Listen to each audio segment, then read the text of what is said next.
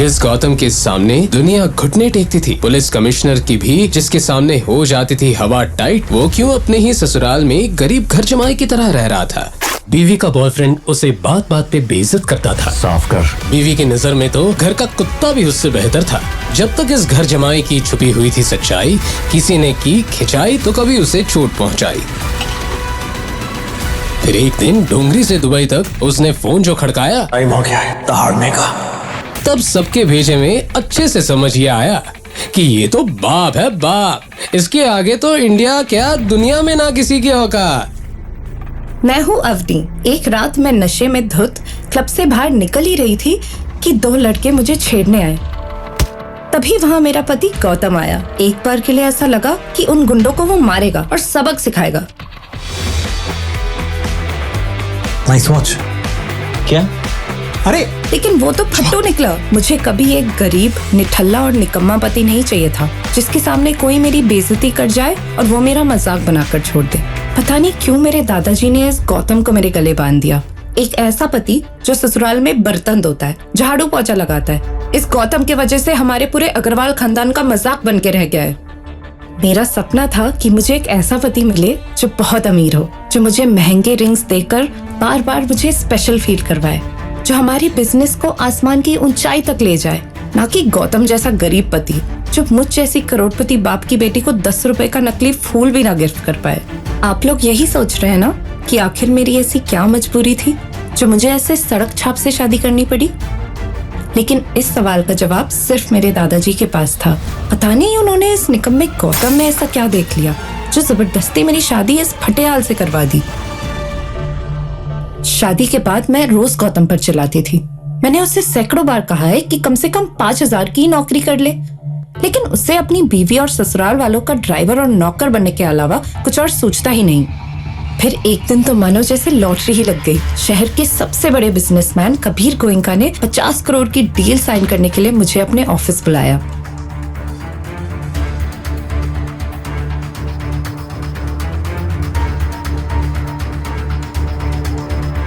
जैसे ही मैंने पेपर्स पर साइन किए, कबीर ने मुझे वाइन का ग्लास ऑफर किया, लेकिन मैंने उसे मना कर दिया।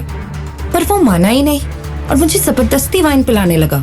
मुझे समझ नहीं आ रहा था कि कबीर की बदतमीजी का मैं क्या जवाब दूं कि तभी कबीर के चेहरे पर एक जोरदार गुस्सा पड़ा।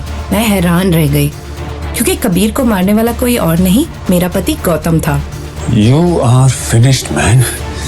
2 कौड़ी के आदमी घर पे बीवी के टुकड़ों पे पलता है और यहाँ मुझे मारने की हिम्मत दिखा रहा है। तेरे साथ अवनी का पूरा परिवार झेल जाएगा। देख तो ये मार तुझे इतनी महंगी पड़ेगी कि तेरी 7 पुश्तें मुझे किस्तें भरती रहेंगे। अभी भी वक्त है।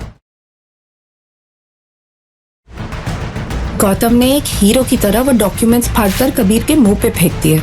वैसे तो मैं यही चाहती थी कि मेरा पति मुझे प्रोटेक्ट कर सके, पर फिर मुझे इतना डर क्यों लग रहा था? शायद मुझे अपना फ्यूचर दिखने लगा था, वो फ्यूचर जिसमें मैं गौतम की ही तरह लोगों के घर बर्तन मांजूंगी। मैं डर गई। कबीर प्लीज, मैं गौतम की तरफ से तुमसे माफी मांग रही हूँ। प्लीज इसे माफ कर दो। तुम यहाँ क्या कर रही हो यार?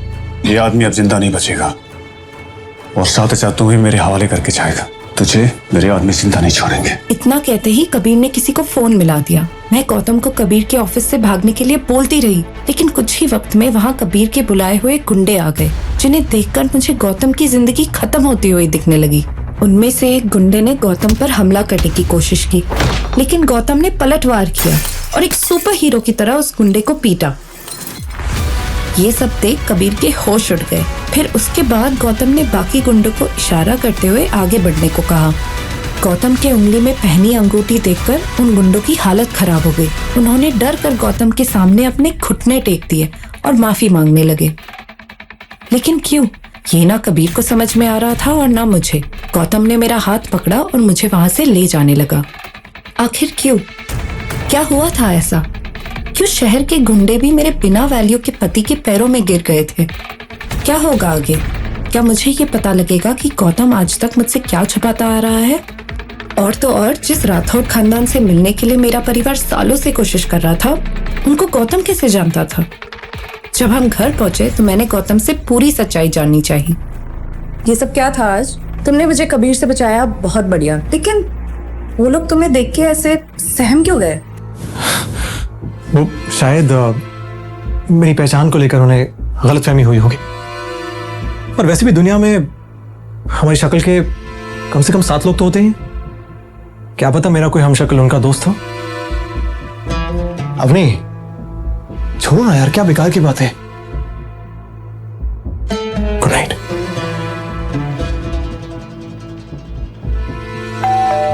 अगली सुबह घर की डोरबेल बजी। दरवाजे पर कोई और नहीं, कबीर ही था। हाय।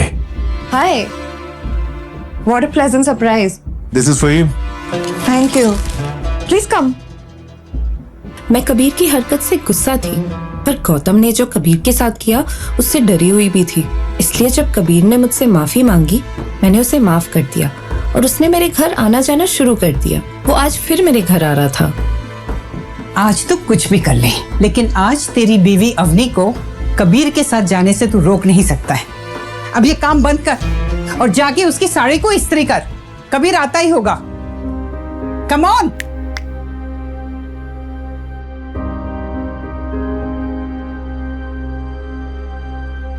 गौतम, कहाँ रह गए थे? तुमने याद किया? याद करने लायक है क्या तुम में ऐसा? मेरे हेयर रोलर्स कहाँ रख दिए तुमने? अभी जाके ले आओ। और सुनो, आज कबीर आ रहा है, उसके सामने ऐसी कोई हरकत मत करना जिससे हमारी इज्जत का कबाड़ा हो जाए, समझे? मैं जैसे ही किचन से निकलने लगी, गौतम के फोन पर एक कॉल आया जिसे गौतम ने इग्नोर किया। लेकिन क्यों, ये मुझे समझ नहीं आया।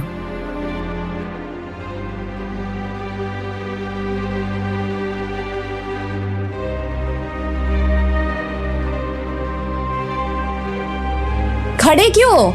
जाओ यहां से।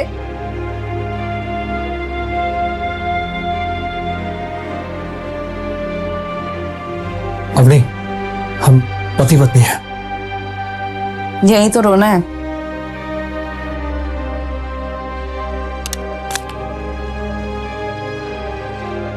मैं कबीर के बारे में कुछ कहना चाहता हूं। वो अभी भी सुधरा नहीं है। जब भी तुम्हारे करीब आता है ऐसा लगता है तुम्हें छोकर ही मानेगा, और जब तुम्हें देखता है तो उसके शक्ल पर गंदगी दिखती है मुझे। गौतम, कबीर मुझसे क्या चाहता है उसकी चिंता करने की तुम्हें कोई जरूरत नहीं है। और वैसे भी वो जैसा भी है तुमसे तो बेहतर है। And for your information, Kabir मेरी नई कंपनी में इन्वेस्ट कर रहा है और मुझे नए प्रोजेक्ट्स दिलाने में मदद कर रहा है, और तुम मेरे दिए हुए टुकड़े पे जी रहे हो।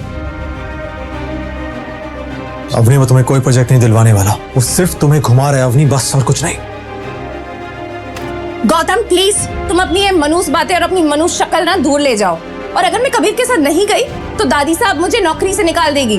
फिर इस घर का खर्चा, मॉम डैड का खर्चा और तुम्हारा ये बोझ कैसे उठाऊंगी? जस्ट गेट आउट यार, जस्ट लीव। मुझे 1 मिनट के लिए एहसास तो हुआ कि मैं कुछ ज्यादा ही बोल गई थी। मेरे ताने सुनकर गौतम की आंखें थपथपा गई थी।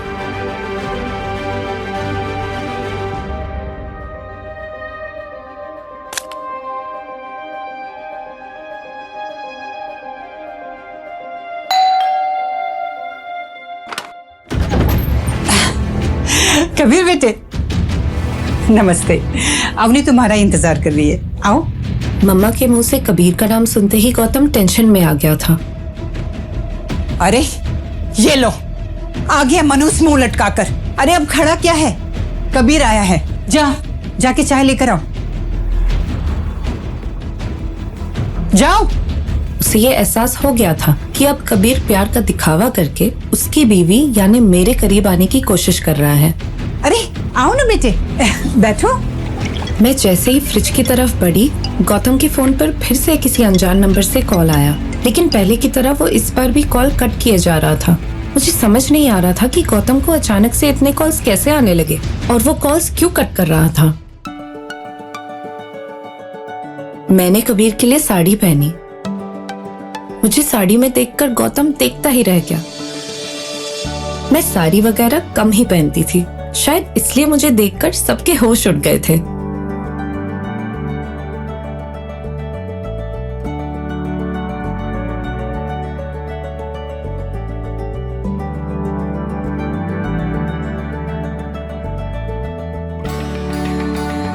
अरे ये साड़ी वाड़ी पहन के पार्टी में जाओगी क्या? आई कैन अंडरस्टैंड, तुम्हारा पति नाकारा है, निकम्मा है, तुम्हें कुछ कपड़े खरीद कर नहीं देता। नेचुरली मुझे ये बात अच्छी नहीं लगी। शायद गौतम कबीर के बारे में ठीक ही कहता है। इसीलिए मैं तुम्हारे लिए एक डिजाइनर ड्रेस लेके आया हूं। इसे पहनो। चलो मैं तुम्हें पार्टी के लिए अच्छे से तैयार करता हूं। कबीर डिजाइनर ड्रेस चेंज करवाने के बहाने मुझे ही मेरे रूम ले जाने लगा, लेकिन गौतम को यह मंजूर नहीं था। You idiot, sorry. ये क्या किया तूने? हर शुभ काम में कुछ न कुछ अपशुकन करने की कसम खाई है क्या तुमने? अब जाओ कपड़ा लेकर आओ और सांप के जूते साफ करो। आओ बेटे, मैं चेंज करवा देती हूँ। गौतम ने गालियां तो खाई, जो उसके लिए कोई नई बात नहीं थी, पर वो कबीर को हमारे रूम के बाहर रोकने में कामयाब हो गया था। मैं जानता हूं तूने जानबूझ के अपनी बीवी के साथ मुझे जाने से रोक दिया, लेकिन जब मैं उसके साथ अकेले में आऊंगा तब क्या करेगा? हाँ? अच्छे से साफ कर। मैं कबीर की दी हुई ड्रेस में बिल्कुल भी कंफर्टेबल नहीं थी, लवली। जो गौतम ने नोटिस कर लिया था। क्या हुआ तुम्हें? अपनी को ऐसे रिवीलिंग ड्रेस पहनना बिल्कुल पसंद नहीं है। अरे कबीर से साफ साफ क्यों नहीं कहते थे? उसे खुश रखना इतना जरूरी है क्या? कबीर जो दादी सा की बर्थडे पे गिफ्ट देने वाला है ना, वो इतना महंगा है कि तू तो उसके नाखून के बराबर भी गिफ्ट नहीं दे पाएगा। तो फिर तो तेरी बीवी कबीर के साथ ही जाएगी ना, और क्या? और तुम चाहे अपनी किडनी बेच दो, लेकिन दादी सा के बर्थडे पे अगर तुम 5 लाख से कम का गिफ्ट लेकर आए ना, तो मैं तुम्हें और तुम्हारे सामान दोनों को घर से बाहर कर दूंगी। जोधपुर की करोड़पति business family Agarwal and sons की हेड गायत्री देवी, मेरी दादी का जन्मदिन मनाया जा रहा था। रौनक तो लगनी ही थी। शहर के बड़े बड़े रईस यहाँ आए थे। बर्थडे पार्टी में मैंने कबीर के साथ एंट्री ली। मेरी नजर गौतम को ढूंढ रही थी। मुझे देखना था कि वो मेरी दादी को क्या गिफ्ट देने वाला है, लेकिन उसके हाथ में एक छोटा सा बॉक्स देखकर मुझे गुस्सा आ गया। ये क्या है गिफ्ट के नाम पे? कैसी गंदी सी पैकिंग है ये। अच्छा सुनो, जब बाकी गेस्ट वहाँ जाके दादी सा को अपना गिफ्ट दे, तो तुम छुपके से जाके वहां पे अपना बॉक्स रख देना, समझे? पता नहीं दादाजी ने किस जंग का बदला लिया है मुझसे, तो तुम जैसे गरीब के साथ मुझ जैसे करोड़पति की शादी करा दी। ना तो पैसे हैं और ना तमीज। जाओ।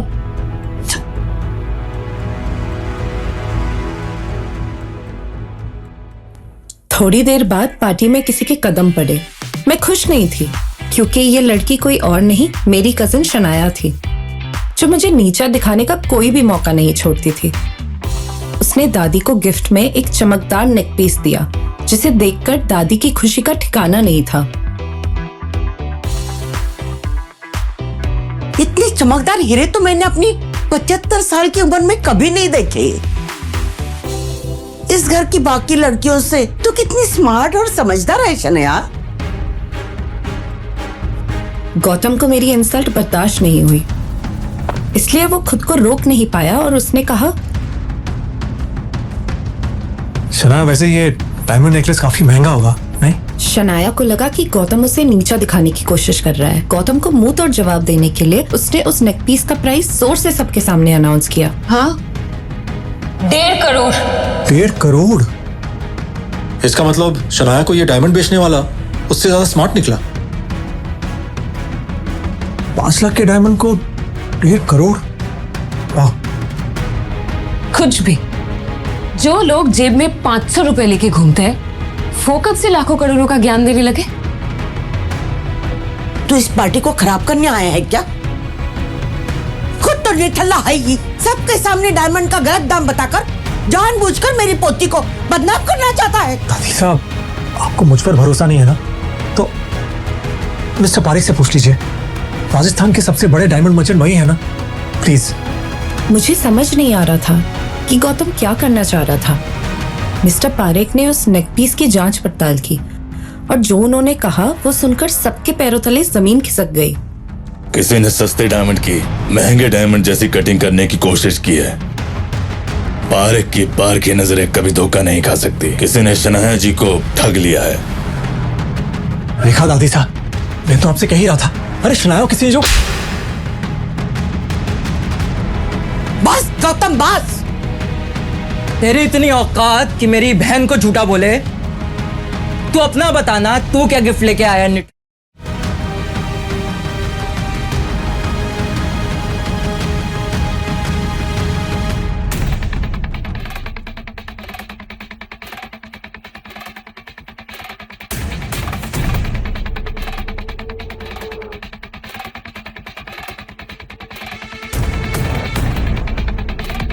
ये क्या?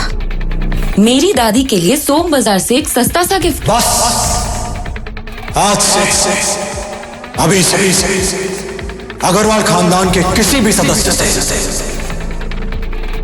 फिर अब कोई मतलब नहीं। 2 साल आपने जिस कुत्ते को पाला था अब वो जा रहा है, लेकिन याद रखना एक दिन मुझे वापस बुलाने के लिए गायत्री देवी को मुझसे माफी मांगनी होगी, भूलना मत। हैप्पी बर्थडे दादी साहब।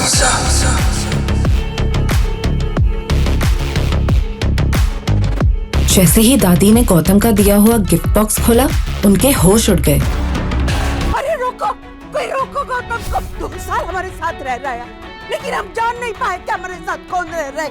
मैंने तो उसको झापड़ मार दी और बर्बाद हो जाएंगे। आखिर क्या है उस बॉक्स के अंदर जिसे देखकर गायत्री देवी इतना घबरा गई? कौन था जिसने गौतम को बॉक्स ला कर दिया? कौन है गौतम? क्या है उसकी असलियत? क्या वो अपनी असलियत छुपा रहा है? क्या गौतम वापस आएगा? क्या होगा गायत्री देवी और अग्रवाल फैमिली के साथ? गौतम कहाँ खो गए?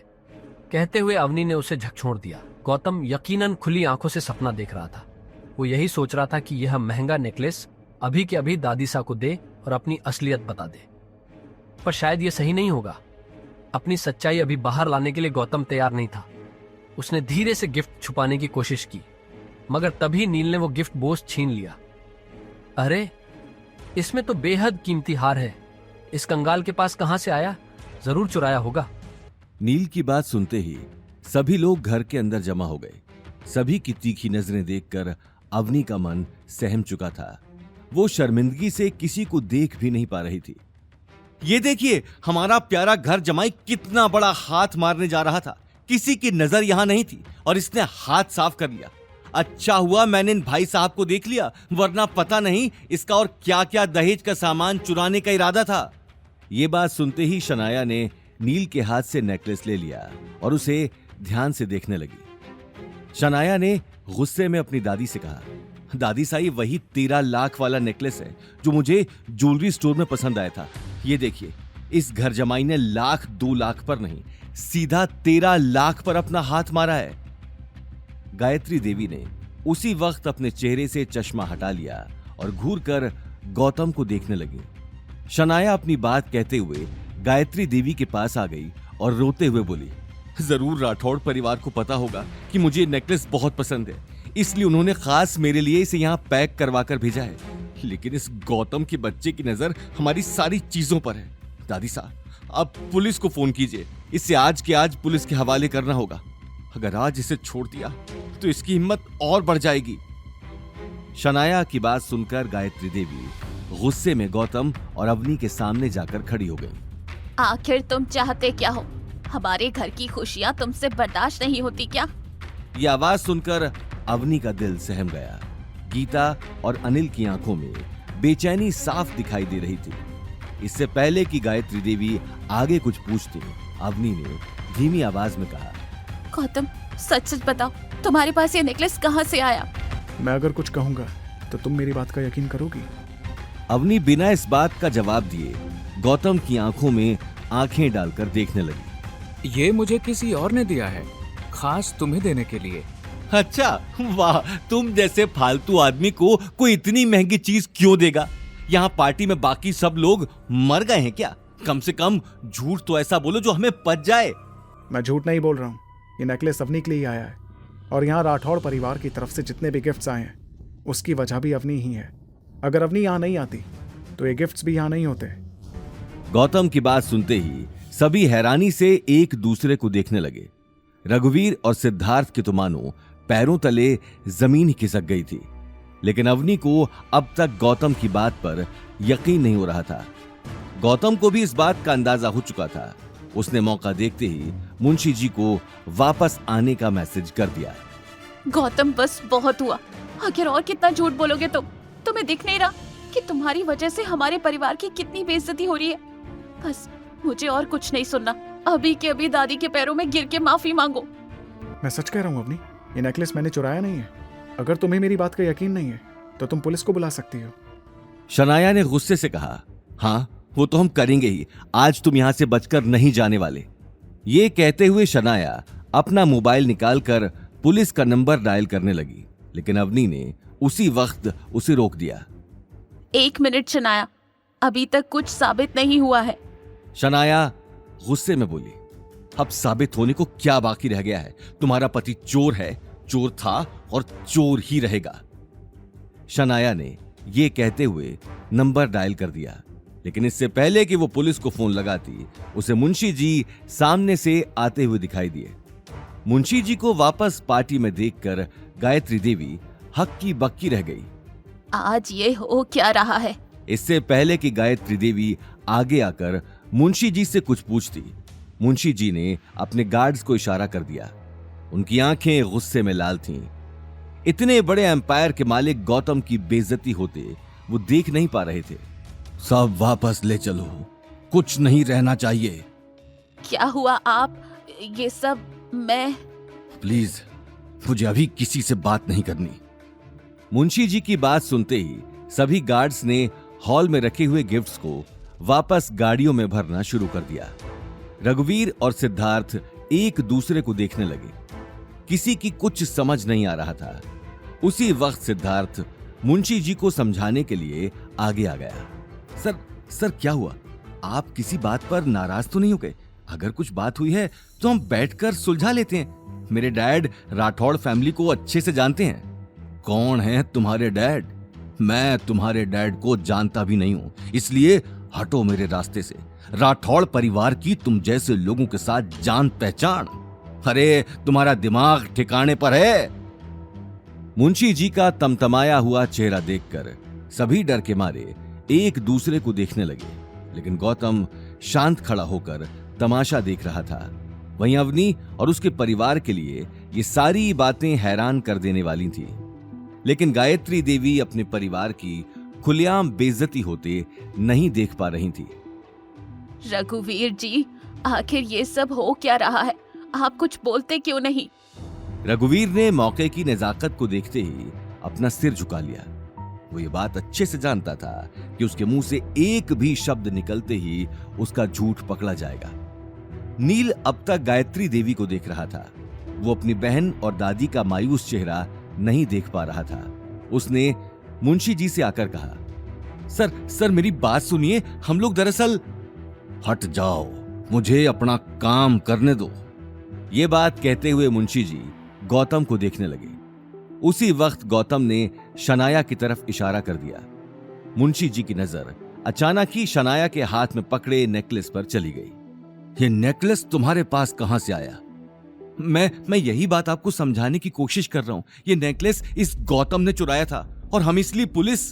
साफ मालूम पड़ रहा था कि नील को बात घुमाने का मौका मिल गया था, लेकिन मुंशी जी ये बात सुनते ही गुस्से में लाल हो गए। किसने कहा कि नेकलेस इन्होंने चुराया है? सर, नील ठीक कह रहा है। ये नेकलेस... अगर मेरे हुक्म ने यहां आने के लिए नहीं कहा होता तो मैं कभी आपके दरवाजे पर कदम नहीं रखता। ये बात कहते हुए मुंशी जी गायत्री देवी की आंखों में आंखें डालकर देखने लगे। अचानक ही उनकी नजर अवनी पर चली गई। अवनी को देखते ही उन्होंने शनाया के हाथ से नेकलेस ले लिया और अवनी के पास चले गए। मिस अवनी, मुझे माफ करना, आपको बेवजह इतनी तकलीफ उठानी पड़ी। दरअसल ये नेकलेस छोटे हुक्म ने खास आपके लिए भेजा है। मुंशी जी की इस बात ने सभी को सोचने पर मजबूर कर दिया। सभी को यकीन हो चुका था कि कुछ देर पहले जो गौतम बोल रहा था वो सही था, लेकिन अवनी को अभी तक अपनी आंखों पर यकीन नहीं हो रहा था। मेरे लिए भेजा? लेकिन क्यों? ये बात सुनकर मुंशी जी गौतम को देखने लगे। क्योंकि हमारे छोटे हुक्म आपको पसंद करते हैं और इसलिए उन्होंने आपके लिए एक छोटा सा नजराना भेजा है। ये सारे गिफ्ट भी उन्होंने ही यहां भेजे हैं। गायत्री देवी ये बात सुनते ही हैरान रह गई। साथ ही गीता और अनिल को भी यकीन नहीं हो रहा था, लेकिन सबसे ज्यादा हैरानी अवनी को थी, क्योंकि जिस आदमी ने उसके लिए गिफ्ट भेजा था, अवनी ने आज तक उस आदमी को देखा भी नहीं था। मुझे कुछ समझ नहीं आ रहा, आखिर कौन है आपके छोटे हुकुम? ये सवाल सुनते ही मुंशी जी और गौतम एक दूसरे को देखने लगे, लेकिन गौतम ने उसी वक्त इशारे से अपने बारे में बताने से मना कर दिया। वक्त आने पर आपको सब पता चल जाएगा, अभी मैं आपको कुछ नहीं बता सकता, अभी मुझे चलना चाहिए। ये बात कहते ही मुंशी जी तुरंत वहां से निकल गए। अवनी एक पल के लिए खामोश खड़ी थी। आज उसके सामने एक ऐसा सच था जिसे वो आसानी से एक्सेप्ट नहीं कर पा रही थी, लेकिन अगले 1 साल बाद इसी सच्चाई से उसका सामना होने वाला था। अवनी को इस बात का ख्याल आते ही मुंशी जी को रोकने के लिए वो गेट से बाहर जाने लगी। लेकिन बिना आपके हुक्म के बारे में जाने मैं ये नेकलेस नहीं ले सकती। मुंशी जी वहां से जा चुके थे। अब सभी लोगों की नजर अवनी और गौतम पर टिकी थी। पूरे हॉल में सन्नाटा छा चुका था। उसी वक्त गौतम ने सन्नाटे को तोड़ते हुए कहा, अवनी, मैंने कहा था कि मैंने नेकलेस नहीं चुराया। गौतम की आवाज सुनते ही अवनी को अपनी गलती का एहसास हो गया, लेकिन वहीं दूसरी तरफ गायत्री देवी को बहुत बड़ी अपॉर्चुनिटी सामने नजर आ रही थी। गायत्री देवी सिर्फ पैसों के पीछे ही भागती थी।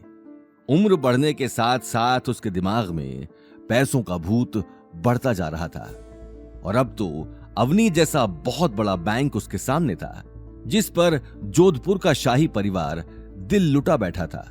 ये बात सोचते ही उसके दिल में अवनी के लिए अपना नजरिया चेंज हो गया, और उन्होंने प्यार से अवनी के कंधे पर हाथ रखा। अवनी, तुमने कभी मुझसे इस बात का जिक्र नहीं किया कि तुम इतने बड़े परिवार को जानती हो, और तो और दादी सा आपको गलतफहमी हुई है। मुझे खुद इस बात का कुछ अंदाजा नहीं है। बस अब कितना छुपाओगी? सच कहूँ तो गलती मेरी ही है। मैंने कभी तुमसे अच्छे से बात नहीं की, हमेशा तुम्हें डांटा। बेटा, मुझे माफ कर दो, लेकिन इस तरह अपनी दादी सा से कुछ छुपाओ तो मत। अचानक गायत्री देवी का बदला हुआ रूप देखकर शनाया का चेहरा गुस्से में तमतमा गया। वहीं गीता और अनिल हैरान रह गए और एक दूसरे को देखने लगे। एक ही झटके में पार्टी में आए हुए लोगों की नजरों में अवनी के लिए इज्जत बढ़ गई, और गीता ये मौका हाथ से नहीं जाने देने वाली थी। लेकिन इससे पहले कि गीता आगे कुछ बोलती, अवनी ने कहा, दादी सा, अब मैं कैसे समझाऊं कि मैं... ठीक है अवनी बेटा, अब अपने दिमाग पर इतना जोर मत डाल। मासा, अब अवनी की उम्र ही क्या है, और ऊपर से मेरी बेटी मेरी तरह ही इतनी ब्यूटीफुल भी है।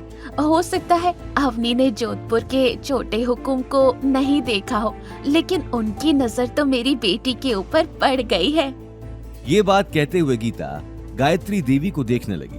अवनी बेटा, देख, तकदीर खुद तेरे पास आई है, इसीलिए आज मेरी बात को मत टालना।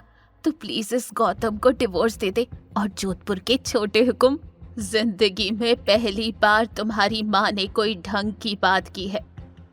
मेरा भी यही कहना है कि जितनी जल्दी हो सके इस गौतम को तलाक दो। वैसे भी जब से तुम्हारी इससे शादी हुई है तब से... गायत्री देवी गौतम के पास आकर उसकी आंखों में देखने लगी। अवनी अब गौतम के खिलाफ नहीं सुन सकती थी। वो अगले ही पल गौतम और गायत्री देवी के बीच आकर खड़ी हो गई। बस दादी सा, इस बार गौतम की कोई गलती नहीं थी। उसके बावजूद भी आप लोगों ने उसे इतना कुछ कहा, लेकिन अब और नहीं, और मैं गौतम को डिवोर्स नहीं देने वाली। अवनी की आंखों में खुद के लिए गुस्सा देखकर गायत्री देवी का चेहरा तमतमा गया। परिवार में आज तक किसी ने भी गायत्री देवी की बात काटने की हिम्मत नहीं की थी। तुम जैसी बित्ते भर की लड़की की इतनी हिम्मत कि तुमने मेरी बात बीच में काटी। मैंने सोचा तुम्हारे अंदर थोड़ी सी तो अकल बची होगी, लेकिन तुम्हारा दिमाग भी तुम्हारे बाप की तरह बिल्कुल खाली है। अरे जब अपने पति की इतनी ही पड़ी है तो फिर शादी के बाद अपने पीछे आशिक क्यों लगा रखे हैं? बाहर चक्कर चलाने से पहले कम से कम अपने पीछे लगे नाम का तो ख्याल कर लेती। कम से कम हमारी इज्जत तो बची रहती। एक के बाद एक गायत्री देवी ने बंदूक की गोली की तरह कड़वी बातें बरसाना शुरू कर दिया। अवनी की आंखों की कोर गीली हो चुकी थी। गौतम अवनी को इस हालत में नहीं देख पा रहा था। साथ ही अनिल और गीता को भी इन बातों से बहुत बड़ा धक्का लग चुका था। अनिल ने उसी वक्त आगे आकर अवनी के कंधे पर हाथ रख दिया।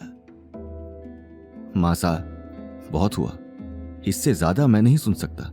अगर हम आपकी नजरों में इतने ही अखरते हैं तो हमें यहां होना ही नहीं चाहिए। ये बात कहते हुए अनिल और गीता अवनी को लेकर वहां से निकल गए। गौतम भी बिना कुछ कहे उनके पीछे चला गया। उन्हें जाते हुए देखकर गायत्री देवी की आंखें अंगारों की तरह लाल हो गईं। निकल जाओ यहाँ से और दोबारा इस घर में आने की सोचना भी मत। अवनी और गौतम के जाते ही पूरे हॉल में एक सन्नाटा छा चुका था। वहीं गायत्री देवी की आंखों में अब तक गुस्सा चढ़ा हुआ था, लेकिन इस पूरे तमाशे के चलते आज शनाया की सगाई खराब हो चुकी थी। घर आए हुए मेहमानों के साथ साथ रघुवीर और सिद्धार्थ पंडित के चेहरे पर नाराजगी साफ दिखाई दे रही थी और इस नाराजगी को देखकर शनाया अंदर ही अंदर अवनी और गौतम को कोस रही थी। अपनी बहन का उतरा हुआ चेहरा देखते ही नील ने आकर उसे गले लगा लिया। शनाया, बस, अब रोने की जरूरत नहीं है।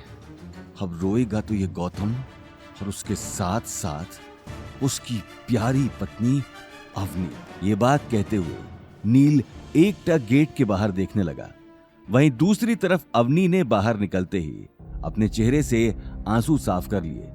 कुछ ही देर में सभी कार में बैठकर घर की तरफ निकल गए। अवनी अपने कहे हुए शब्दों पर पछता रही थी जो उसने गौतम से कहे थे। उसने गौतम को कार चलाते हुए देखकर कहा, गौतम, तुम्हें नील से उलझने की जरूरत नहीं है।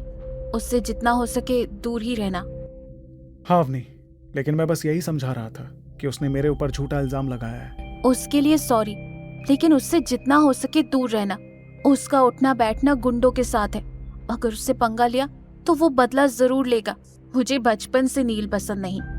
ठीक है, मैं इस बात का ध्यान रखूंगा, लेकिन मुझे नहीं लगता कि वो कुछ करेगा। गीता और अनिल कार की बैक सीट पर चुपचाप बैठे थे। गीता की आंखों में गुस्सा तो था, लेकिन वो शायद घर पहुंचने का ही इंतजार कर रही थी। वहीं अवनी अभी तक नेकलेस अचानक गौतम के पास आने की बात पचा नहीं पा रही थी। अच्छा, एक बात बताओ, आखिर तुम्हारा राठौर परिवार के साथ क्या रिश्ता है? आखिर उस आदमी ने इतने सारे लोगों में तुम्हें ही क्यों वो नेकलेस दिया? ये बात सुनते ही गौतम का मन हुआ कि अवनी को आज अपनी सच्चाई बता दे, लेकिन अगले ही पल उसे दीपशिखा का ख्याल आ गया, जिसके साथ उसे 1 साल बाद शादी करनी थी। इस बात का ख्याल आते ही उसने अपने आप को रोक दिया। नहीं अवनी, मैं तो जानता भी नहीं राठौड़ फैमिली को। कल जब तुम सब लोग चले गए थे तब मुझे वो बुजुर्ग आदमी ज्वेलरी शॉप पर मिला था और उसी ने मुझे वो नेकलेस दिया। इससे पहले मैं उससे कुछ पूछता, वो वहां से निकल गया। उसने बस इतना ही कहा कि नेकलेस तुम्हें दे दूं। सच में यही बात है? सच में यही बात है। अभी तुम्हारे सामने तो उस आदमी ने खुद कहा। गीता ने ये बात सुनते ही भौहें चढ़ा ली और बड़बड़ाने लगी। अच्छा हुआ नेकलेस ही दिया। बम दिया होता तो ये आदमी उसे भी घर ले आता। अकल तो वैसे भी नहीं है इस आदमी में। पता नहीं भगवान जब अकल बांट रहे थे तब ये आदमी कहाँ गया था। अवनी अपनी मॉम की बात को नजरअंदाज करके गौतम को समझाने लगी। गौतम का भी ध्यान कार चलाने में ही था। गौतम, ऐसे किसी से भी कुछ भी लेने की जरूरत नहीं है। तुम जानते नहीं हो कि लोग तुम्हारा कैसे फायदा उठा लेते हैं। आइंदा जब तक सामने वाले से कोई जान पहचान ना हो तब तक उससे कुछ मत लेना। हाँ, आइंदा कभी ऐसी गलती नहीं होगी। गौतम से बात करने के बाद अवनी कार से बाहर देखने लगी। वो समझ गई थी कि मुंशी जी के पास गौतम से अच्छा जरिया नहीं था अपनी बात पहुंचाने का, लेकिन वो इस बात से बेखबर थी कि मुंशी जी ने गौतम के कहने पर ही ये सारा नाटक खेला था। वहीं दूसरी तरफ गौतम कार चलाते हुए बार बार अवनी को देख रहा था अवनी से झूठ बोलने की बात उसे अंदर ही अंदर कचोट रही थी। अवनी, मुझे माफ करना, मैंने तुमसे झूठ बोला, लेकिन क्या करूं, इसके सिवाय मेरे पास कोई और रास्ता नहीं था। अगर तुम्हें सच बताता हूं तो मुंशी जी से किया हुआ वादा तोड़ना पड़ेगा, इसलिए अगले 1 साल तक मैं तुम्हें सच नहीं बताऊंगा। अग्रवाल हाउस से वापस आने के बाद सभी के चेहरे पर मायूसी छाई थी। सभी एक एक कर घर के अंदर चले गए। रात हो चुकी थी। गीता ने अंदर कदम रखते ही गौतम के ऊपर एक खड़ूस सास की तरह ताने बरसाने शुरू कर दिए। गौतम भी सिर झुकाए सुनता जा रहा था। शक्ल तो देखो इस ढीठ की, इतना सब कुछ सुनने के बाद भी बेशर्मों की तरह खड़ा है, मुंह में जैसे दही जमा रखा हो। अवनी के पूजनीय दादाजी ने अगर इस महान हस्ती से मेरी बेटी की शादी न कराई होती तो आज मेरी बेटी भी किसी बड़े घर की बहू होती। बड़ा घर तो छोड़ो, हमें तो अपने ही घर में एक भूत पालना पड़ रहा है। गौतम, बस बहुत हुआ, बहुत तोड़ ली तुमने घर बैठकर मुफ्त की रोटियां। तुम्हारी वजह से हमें हर वक्त लोगों के सामने जलील होना पड़ता है, इसलिए अब कहीं ना कहीं जाकर जॉब ढूंढो। हमारी हालत तुम जानते ही हो। अब हमारे पास इतने पैसे नहीं हैं कि मुफ्त में तुम्हारा भी पेट भरे। अरे अगर आज इसके पास कोई ना कोई नौकरी होती तो उस सिद्धार्थ को इतना कुछ कहने का मौका तो नहीं मिलता। Mom dad, I am sorry, मेरी वजह से आपको लोगों के ताने सुनने पड़े, लेकिन ऐसा नहीं है कि मैंने कोशिश नहीं की। मैं जहां भी जॉब के लिए जाता हूं वहां बात बनते बनते बिगड़ जाती है। तो फिर साफ बोल दो कि जिंदगी भर हमारे सिर पर ही नाचना है। छोड़ो गीता, तुम भी कहां भैंस के आगे बीन बजा रही हो। गौतम ने अपना सिर शर्म से नीचे कर लिया। अवनी बिना कुछ कहे उसे देख रही थी। मैं कोशिश करूंगा कि जितना जल्दी हो सके कोई ना कोई नौकरी मिल जाए। कोई जरूरत नहीं है नौकरी ढूंढने की, कोई ऐसी वैसी नौकरी करोगे तो भी लोग ताने देंगे, उन्हें तो नया टॉपिक मिल जाएगा। इसीलिए यहीं घर बैठो और घर का काम करो। अवनी की बात के आगे गौतम कुछ कह नहीं पाया। गीता भी अपना सिर पकड़कर बैठ गई और गुस्से भरी निगाहों से गौतम को देखने लगी। अब जाओ, यहाँ खड़े खड़े किसका वेट कर रहे हो, जाकर खाना बनाओ। गीता की तीखी आवाज सुनकर गौतम किचन की तरफ चला गया। अगर दाल में नमक थोड़ा सा भी ज्यादा हुआ तो वह सारी दाल तुम ही बैठकर खाना।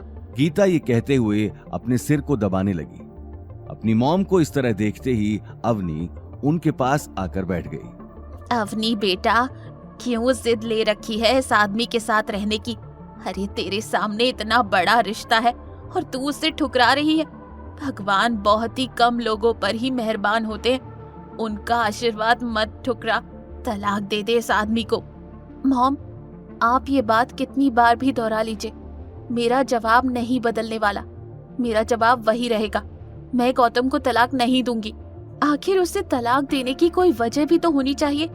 उसने आज तक मुझसे ऊंची आवाज में बात नहीं की, मेरा हर कहा मानता है और तो और अपनी पूरी कोशिश करता है। अब अगर बात नहीं बन पाती तो इसमें इसकी क्या गलती? गीता ये बात कहकर सोफे से उठकर वहां से जाने लगी। तुझे तो कहना ही बेकार है, जब अपने बच्चे ही खुद की जिंदगी बर्बाद करने के ठान चुके हो तो माँ बाप भी क्या करेंगे। ये बात बड़बड़ाकर गीता कमरे में चली गई। अनिल भी परेशान होकर दरवाजे से बाहर निकल गया। वहीं गौतम ने किचन में रहकर अवनी की ये बात सुन ली थी। आज खुद के लिए अवनी के दिल में जगह देखकर उसे मन ही मन बहुत खुशी हो रही थी।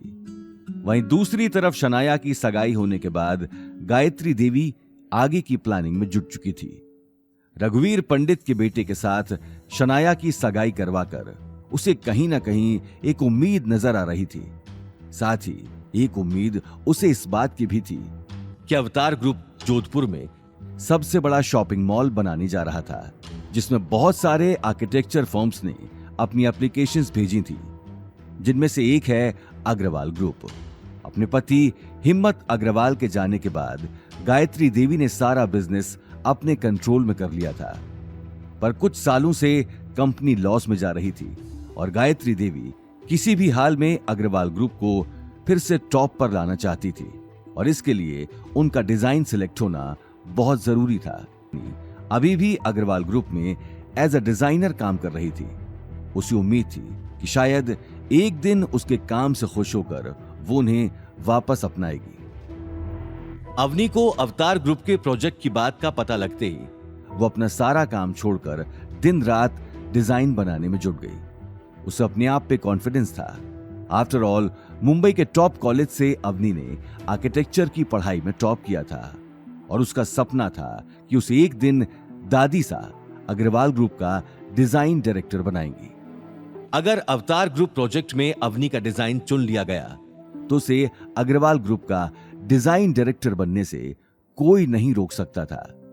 गौतम जब जब अवनी को रात में काम करते हुए देखता तब तब उसे ख्याल आता कि वो अभी के अभी अभिनव को फोन कर एक झटके में अवनी का डिजाइन सिलेक्ट करवा दे। पर अवनी के डिजाइन को देखकर उसे कॉन्फिडेंस था कि अवनी का ही डिजाइन सिलेक्ट होगा और वो बिना वजह अवनी की सेल्फ सक्सेस के रास्ते में नहीं आना चाहता था।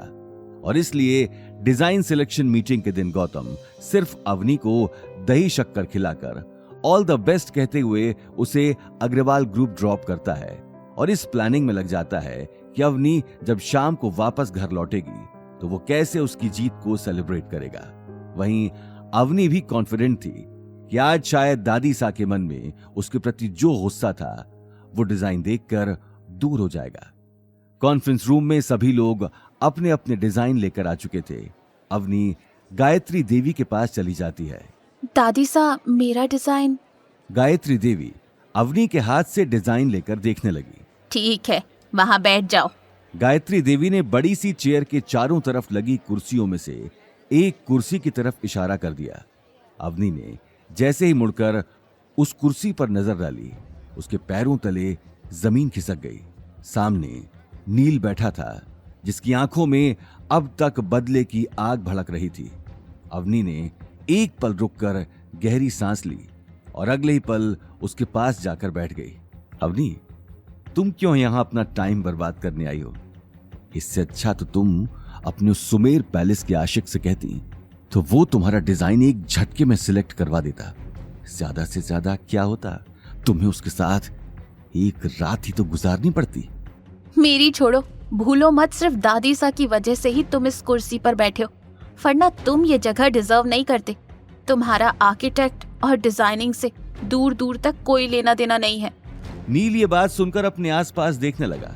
हालांकि गुस्से से उसका शरीर गर्म हो चुका था, लेकिन इस वक्त वो बात आगे बढ़ाकर गायत्री देवी की इज्जत खराब नहीं करना चाहता था, पर वो अवनी को बिना सबक सिखाए ऐसे जाने भी नहीं देना चाहता था। देखते ही देखते वो घड़ी आ जाती है जिसका सभी को इंतजार था। कॉन्फ्रेंस रूम में अवनी और घर में गौतम दोनों बेसब्री से इंतजार कर रहे थे उस पल का जब गायत्री देवी अवनी का नाम लेगी। गौतम से और रहा नहीं जाता और वो अवनी को कॉल लगाता है, पर अवनी गौतम का कॉल नहीं उठाती है। कुछ घंटों बाद वो फिर से अवनी को कॉल करता है, पर अवनी का कॉल स्विच ऑफ आता है। गौतम अब टेंशन में आ जाता है। उसे बहुत ही स्ट्रांग फीलिंग आती है कि अवनी ठीक नहीं है।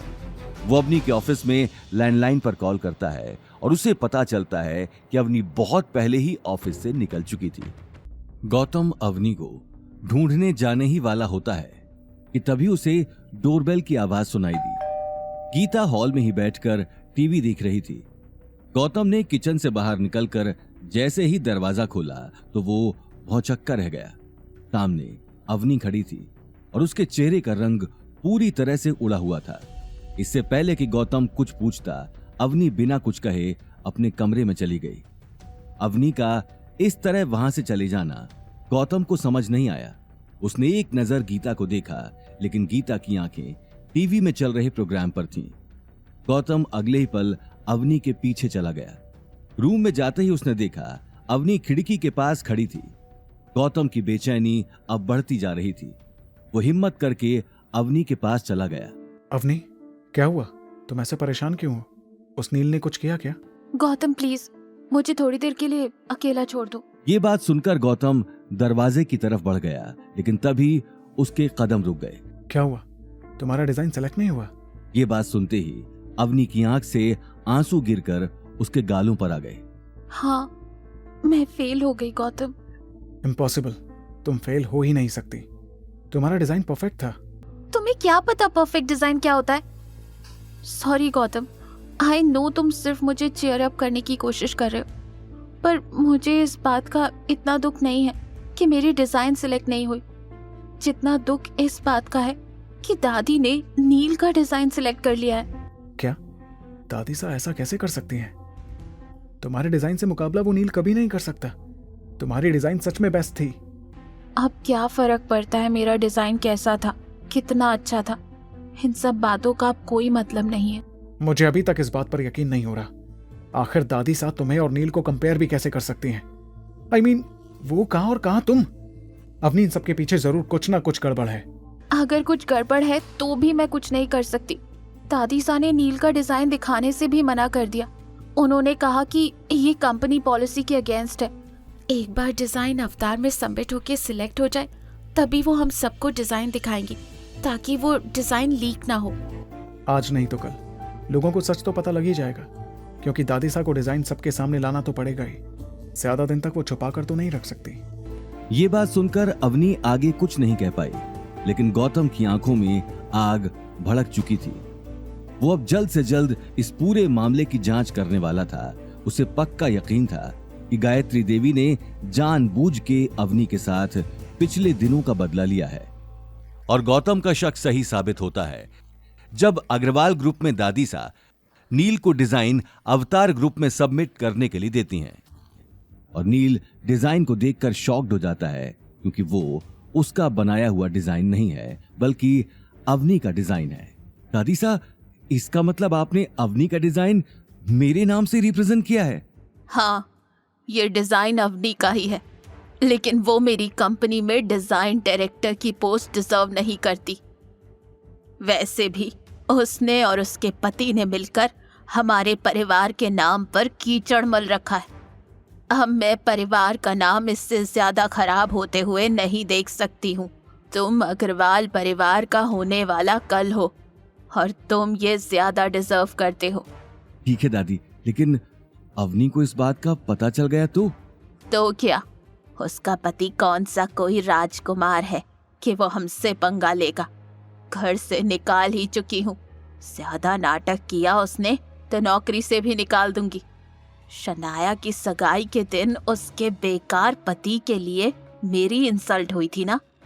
अब देखो क्या क्या होता है उन दोनों के साथ। एक तरफ गायत्री देवी अवनी से बदला लेने का पहला कदम बढ़ा चुकी थी, वहीं दूसरी तरफ गौतम अवनी को दुखी नहीं देख पा रहा था। वो मान ही नहीं सकता था कि नील जैसा अय्याश आदमी, जिसे सिर्फ पार्टी करने का शौक है, वो अपने दिन रात डिजाइन बनाने में लगाएगा। और गौतम को यह भी पता था कि गायत्री देवी कितनी एम्बिशियस है। वो अवनी को नीचा जरूर दिखाना चाहती थी, पर वो उसके लिए अवतार ग्रुप के प्रोजेक्ट खोने का रिस्क नहीं लेने वाली थी। तो फिर अवनी के डिजाइन से बेटर डिजाइन उसे कहां से मिला होगा? गौतम मुंशी जी को कॉल लगाकर उनसे फाइंड आउट करना चाहता है कि क्या नील या गायत्री देवी ने किसी इंटरनेशनल डिजाइनर का काम चुराया है, क्योंकि उसे कॉन्फिडेंस था कि राजस्थान में क्या इंडिया में भी कोई भी अवनी के इस डिजाइन को बीट नहीं कर सकता था। देखते ही देखते दिन निकल गया। अवनी अनिल और गीता से ऑफिस में क्या हुआ छुपाती है और गौतम से भी कहती है कि इस बारे में वो उनसे कुछ ना कहे। अवनी ऑफिस के लिए निकली और अभी भी उसकी आंखों में वही मायूसी छाई हुई थी। गौतम अवनी के साथ ऑफिस जाना चाहता था। वो उसे उदास अकेले में नहीं छोड़ना चाहता था, पर गीता को लगता है कि गौतम घर के कामकाज में कामचोरी करना चाहता है, और तब वो पैर दर्द का बहाना बनाती है और गौतम से अपने पैर दबवाती है। वो गौतम को 1 मिनट भी अकेला नहीं छोड़ती कि वो मुंशी जी या अभिनव से ये पता कराए कि अग्रवाल ग्रुप में क्या हो रहा है। बार बार उसके दिमाग में अवनी का वो मायूस चेहरा आता रहता है, पर वो जितने भी बहाने बनाए, गीता उससे कोई ना कोई काम कराती ही रहती है। वहीं दूसरी तरफ गायत्री देवी ने अभिनव गुप्ता के पास अवनी का डिजाइन भेज दिया, जिस पर अब नील का नाम लिखा था। अभिनव ने एक ही नजर में आने वाले प्रोजेक्ट के लिए उस डिजाइन को सिलेक्ट कर लिया। पूरी कंपनी में खुशी का माहौल छाया हुआ था, लेकिन सबसे ज्यादा खुशी शनाया और नील को थी, क्योंकि नील अब कंपनी का डिजाइन डायरेक्टर बन चुका था। वहीं अवनी को कंपनी में आते ही कुछ अलग सा फील होने लगा। इससे पहले कि वो किसी से कुछ पूछती, शनाया उसके सामने आकर खड़ी हो गई और उसे ऊपर से नीचे तक देखने लगी और फिर बोली, जाओ जाकर नील का कैबिन साफ करो, वो आता ही होगा। मैं उसका कैबिन साफ क्यों करूं? मैं यहाँ उसका काम करने नहीं आती, कंपनी का काम करने आती हूँ। शनाया उससे मुस्कुराकर बोली, तुम अब मेरे भाई डिजाइन डायरेक्टर के अंडर ही काम करने वाली हो और उसने तुम्हारी ड्यूटीज चेंज करवा दी हैं। तुम्हारे पास कोई कैबिन नहीं है, जाओ जाकर ऑफिस साफ करो। इम्पॉसिबल नील, ये नहीं। शनाया तुरंत बोली, चुप, अब नील तुम्हारा बॉस है, इसलिए नील सर कहने की आदत डाल लो। नील का सोचना है कि तुम्हें अभी बहुत कुछ सीखने की जरूरत है। ये बात सुनते ही अवनी की आंखें गुस्से में लाल हो गई। कहाँ है नील? मुझे उससे फेस टू फेस बात करनी है। शनाया फिर मुस्कुराकर बोली, नील अभी अवतार ग्रुप के चेयरमैन के आने का वेट कर रहा है। फाइनल कॉन्ट्रैक्ट जो साइन होने वाला है, तुम जाओ यहां से। इससे पहले कि शनाया आगे कुछ कह पाती, अवनी गुस्से में कॉन्फ्रेंस रूम के अंदर चली गई। कॉन्फ्रेंस रूम में केवल 2-3 लोग ही मौजूद थे जो टेबल साफ कर रहे थे। अभिनव गुप्ता के इंतजार में नील प्रोजेक्टर के सामने बैठा था। नील को सामने देखते ही अवनी का चेहरा गुस्से में भड़क गया। नील, तुमने मेरी ड्यूटीज चेंज करवाई हैं और मेरे कैबिन से मेरा सामान बाहर निकलवा दिया। हाँ, अब मैं तुम्हारा बॉस हूँ, मैं जो चाहूंगा वही होगा। मैं अपना कैबिन छोड़कर कहीं नहीं जाने वाली। मैं तुमसे पहले से इस कंपनी में काम कर रही हूँ। मैं तुम्हारे अंडर हरगिज काम नहीं करने वाली। बात करते करते सडनली अवनी की नजर टेबल के कोने में रखे डिजाइन पर चली गई। उस डिजाइन को देखते ही अवनी के कदम वहीं थम गए, लेकिन इससे पहले कि वो आगे टेबल की ओर बढ़ती, नील उसके सामने आकर खड़ा हो गया। निकलो यहां से, सामने से हटो। ये कहते हुए अवनी ने गुस्से में नील को धक्का दे दिया। नील अगले ही पल टेबल के दूसरे कोने में जा गिरा। उसके सामने से हटते ही अवनी को टेबल पर रखा डिजाइन दिखाई दिया, जिसे देखकर उसके पैरों तले जमीन खिसक गई। अवनी के सामने उसी का बनाया हुआ डिजाइन रखा था जिस पर अवतार की स्टैंप लगी थी, लेकिन उसके खुद के साइन की जगह पर नील का नाम लिखा था। ये देखकर अवनी अपने आंसू नहीं रोक पाई। अवनी अगले ही पल डिजाइन लेकर वहां से जाने लगी, लेकिन उसी वक्त नील ने उठकर डोर बंद कर दिया। हट जाओ सामने से। मैं सोच भी नहीं सकती थी कि तुम इतनी गिरी हुई हरकतें करोगे। तुमने मेरी डिजाइन कॉपी कर ली। तुम्हारी हिम्मत कैसे हुई? मैं अभी दादी सा से जाकर। कोई फायदा नहीं है, दादी सा इसके बारे में सब कुछ जानती हैं, इसलिए मैं तुम्हें वार्न कर रहा हूं, कुछ भी करने से पहले अच्छी तरह सोच लेना, क्योंकि इसका अंजाम बहुत बुरा होगा। नील की धमकी सुनकर अवनी का गला सूख गया। वहीं दूसरी तरफ कॉन्फ्रेंस रूम से आ रही आवाजें सुनकर स्टाफ के सभी मेंबर्स एक दूसरे से बातें करने लगे और सेक्रेटरी ने उसी वक्त गायत्री देवी को इन्फॉर्म कर दिया। गायत्री देवी ये खबर सुनते ही कॉन्फ्रेंस रूम में आ गई। वो समझ गई थी कि अवनी को सच पता लग चुका होगा। वो जैसे ही कॉन्फ्रेंस रूम के बाहर पहुंची तो अवनी और नील उसके सामने खड़े हो गए। स्टाफ के बाकी मेंबर्स भी घेरा बनाकर गायत्री देवी को देखने लगे। सब लोग अपना अपना काम करो। अवतार के चेयरमैन आ ही गए हैं। उनके आने से पहले मुझे सब लोग अपने अपने काम करते हुए दिखने चाहिए। गायत्री देवी की बात सुनते ही सभी अपने अपने काम में लग गए। गायत्री देवी उसी वक्त नील और अवनी के पास आई। ये क्या तमाशा लगा रखा है? नील ने मेरा डिजाइन चोरी किया है। अवतार ग्रुप के चेयरमैन ने मेरी डिजाइन सिलेक्ट की है दादी सा। तो फिर ये नील मेरी डिजाइन को अपना कैसे कह सकता है? वो मेरी जगह पर डिजाइन डायरेक्टर कैसे बन सकता है? मैं ये सच अभिनव जी को बताकर रहूंगी। उनका जानना जरूरी है। अवनी की बातों से गायत्री देवी को गुस्सा आता है और वो अवनी का हाथ जोर से पकड़कर उसे ऑफिस से बाहर ले जाती है। नील और शनाया को अवनी की ये हालत देखकर मजा आता है। तुझसे कहा ना मैरियट के चेयरमैन के सामने कोई तमाशा नहीं चाहिए मुझे। अगर तुम अपने इमोशंस को कंट्रोल नहीं कर सकती तो जाओ यहाँ से। जैसे तुम्हारा पति मुफ्त की रोटियां तोड़ता है तुम भी तोड़ो। डिजाइन के बदले तुम्हें बिना काम किए सैलरी और बोनस दे दूंगी, पर मेरे कंपनी का फेस तुम नहीं हो सकती। जाओ यहाँ से। ये कहते हुए गायत्री देवी जोर से अवनी को धक्का देती है और अवनी अपना बैलेंस लूज करके जमीन पर गिरने वाली होती है। ऑफिस के अंदर से सब लोग तमाशा देख रहे थे। नील और शनाया ऐसे मुस्कुरा रहे थे जैसे उन्हें लॉटरी लगी हो। और इससे पहले कि अवनी पूरे ऑफिस के सामने अपने मुंह के बल गिरे, गौतम उसे पकड़ लेता है और गुस्से से गायत्री देवी को देखने लगता है। गौतम अवनी की आंखों में आंसू और शर्मिंदगी देखकर आग बबूला हो जाता है। उसका बस चलता तो अभी के अभी वो अग्रवाल ग्रुप की पूरी बिल्डिंग को मसल सकता था, गायत्री देवी के ईगो के साथ। पर इससे पहले वो कुछ करता, अवनी गौतम से प्लीड करती है कि उसे इसी वक्त घर ले जाए, उसके सिर में दर्द है। गौतम वैसे तो बिना गायत्री देवी को सबक सिखाए जाना तो नहीं चाहता था, पर अवनी का दर्द उससे और नहीं देखा जा रहा था और वो उसे कार में बिठाकर घर ले जाता है।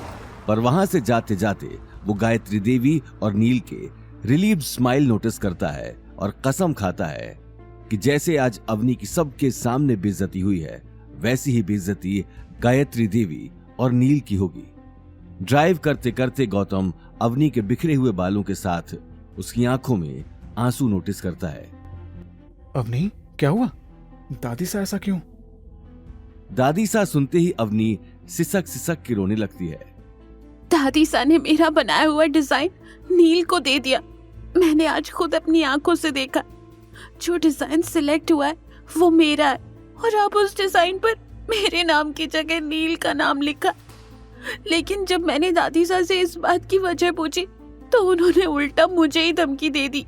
मैं कभी सोच भी नहीं सकती थी कि दादी सा इतनी गिरी हुई हरकत करेंगी। क्या इन सब में दादी सा का हाथ है? और नील उनकी आड़ में ये उल्टे सीधे काम कर रहा है। गौतम का पारा चढ़ चुका था।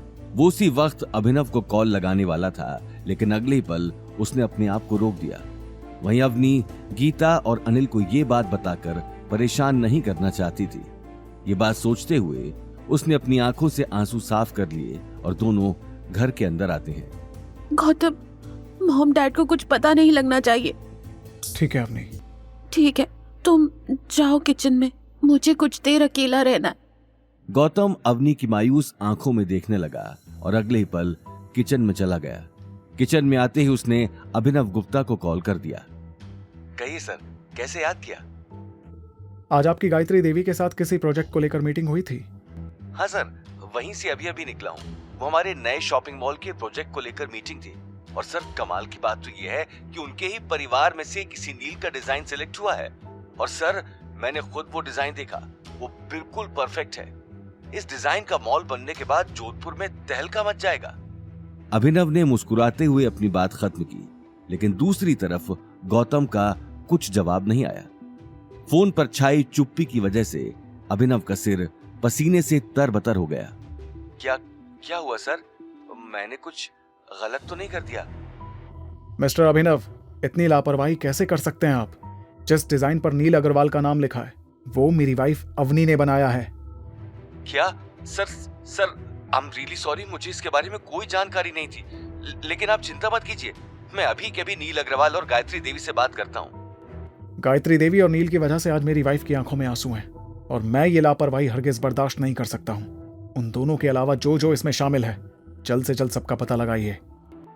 यस सर, डोंट वरी, अब ये लोग बचेंगे नहीं। ऐसा ही होना चाहिए। और अब आगे क्या करना है मैं आपको कल सुबह कॉल करके बताऊंगा। Yes sir.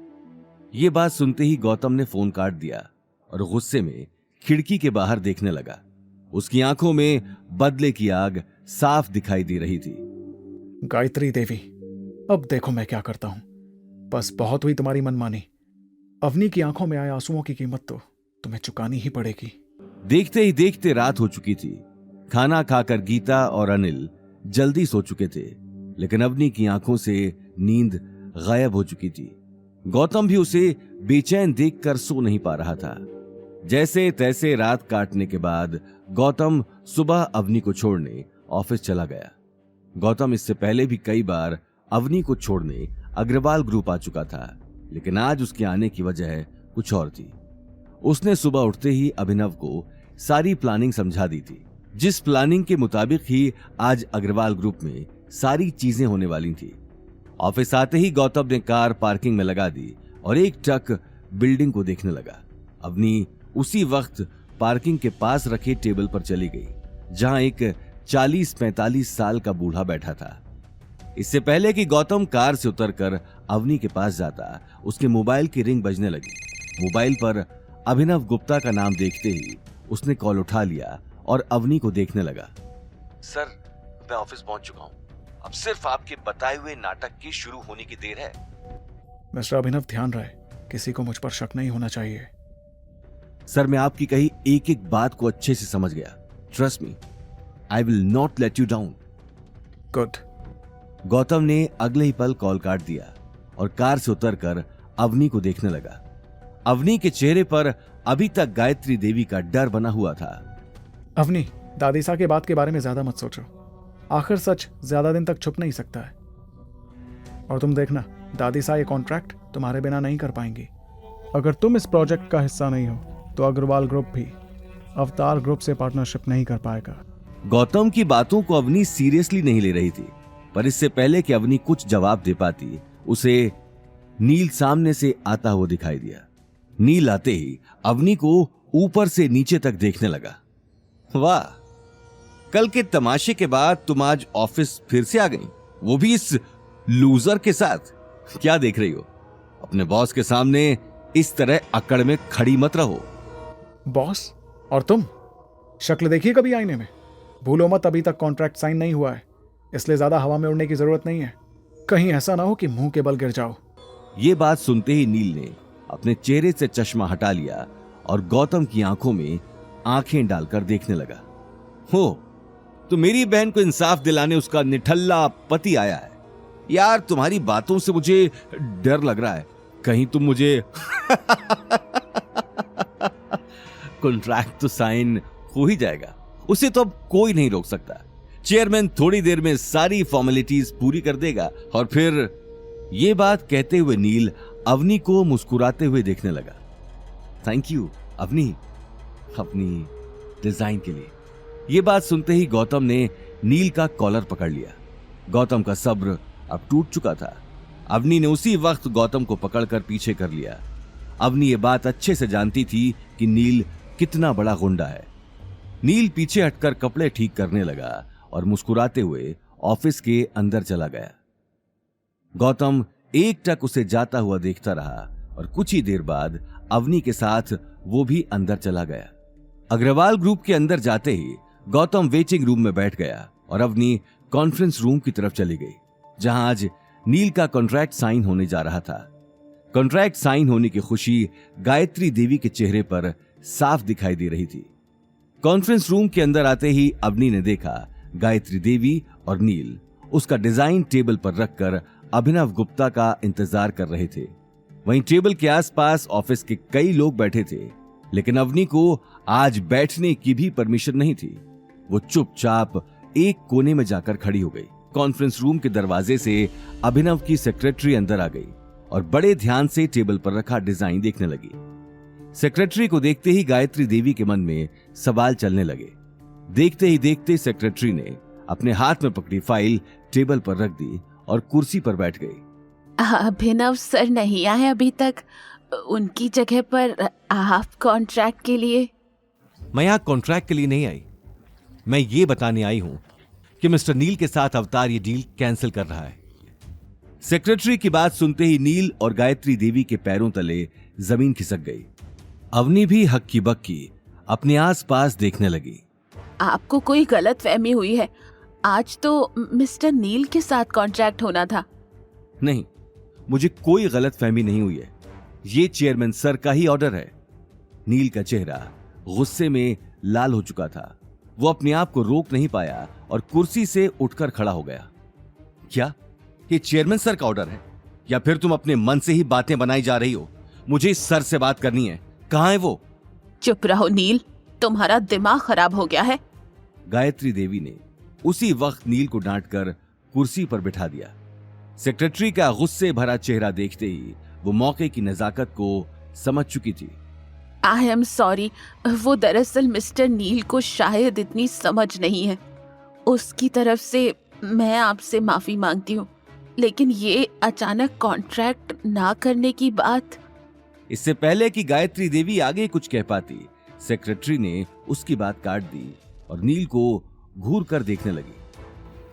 मैं यहां आपको सिर्फ ये बताने आई हूं कि अवतार ग्रुप अब से मिस्टर नील के साथ मिलकर काम नहीं करेगा। लेकिन मेरी चेयरमैन सर से कल ही बात हुई है। उन्हें मेरा डिजाइन बहुत पसंद आया था और अचानक एक ही रात भर में वो अपना फैसला कैसे बदल सकते हैं? आपका डिजाइन? अगर सच में डिजाइन आपने ही बनाया है तो फिर आपको इसके बारे में पता होगा ना मिस्टर नील। ये बात कहते हुए सेक्रेटरी ने टेबल से फाइल उठाकर नील की तरफ सरका दी। फाइल खोलते ही नील का गला सूख गया। हमने आपके बारे में पता किया है। आपने तो अपनी कॉलेज स्टडीज भी पूरी नहीं की, बीच में ही छोड़कर भाग गए थे, तो फिर आपके पास डिजाइनर की डिग्री कहां से आई? और तो और आपके अब तक के बनाए हुए सारे डिजाइन्स भी हमने देखे हैं। उनमें से एक भी डिजाइन ऐसा नहीं था जिसे देखकर आपको काम दिया जाए। तो फिर आपको अचानक क्या हो गया कि आपने इतना अच्छा डिजाइन बना दिया? Please explain it to me. Secretary की बात सुनते ही नील और गायत्री शर्म से सिर झुकाकर एक दूसरे को देखने लगे। गायत्री देवी को अंदाजा भी नहीं था कि उसका झूठ इतनी जल्दी पकड़ा जाएगा। वहीं सेक्रेटरी की आंखों में अभी तक गुस्सा भरा हुआ था। आप दोनों जिस कंपनी में काम कर रहे हैं उसी को मिलकर लूट रहे हैं। आपको शर्म आनी चाहिए। आपकी इन करतूतों की वजह से आपको जेल भी हो सकती है, इस बात का अंदाजा भी है आप दोनों को। अपनी बात पूरी कर सेक्रेटरी कॉन्फ्रेंस रूम में बैठे सभी लोगों को देखने लगी और अगले ही पल गेट से बाहर निकल गई। सेक्रेटरी के जाते ही कॉन्फ्रेंस रूम में सन्नाटा छा गया। गायत्री देवी और नील किसी से आंखें नहीं मिला पा रहे थे। वहीं अवनी को अपने कानों पर यकीन नहीं हो रहा था। उसके कानों में कुछ समय पहले गौतम की कही हुई बातें गूंज रही थी। सभी की नजरें नील और गायत्री देवी पर टिकी थी।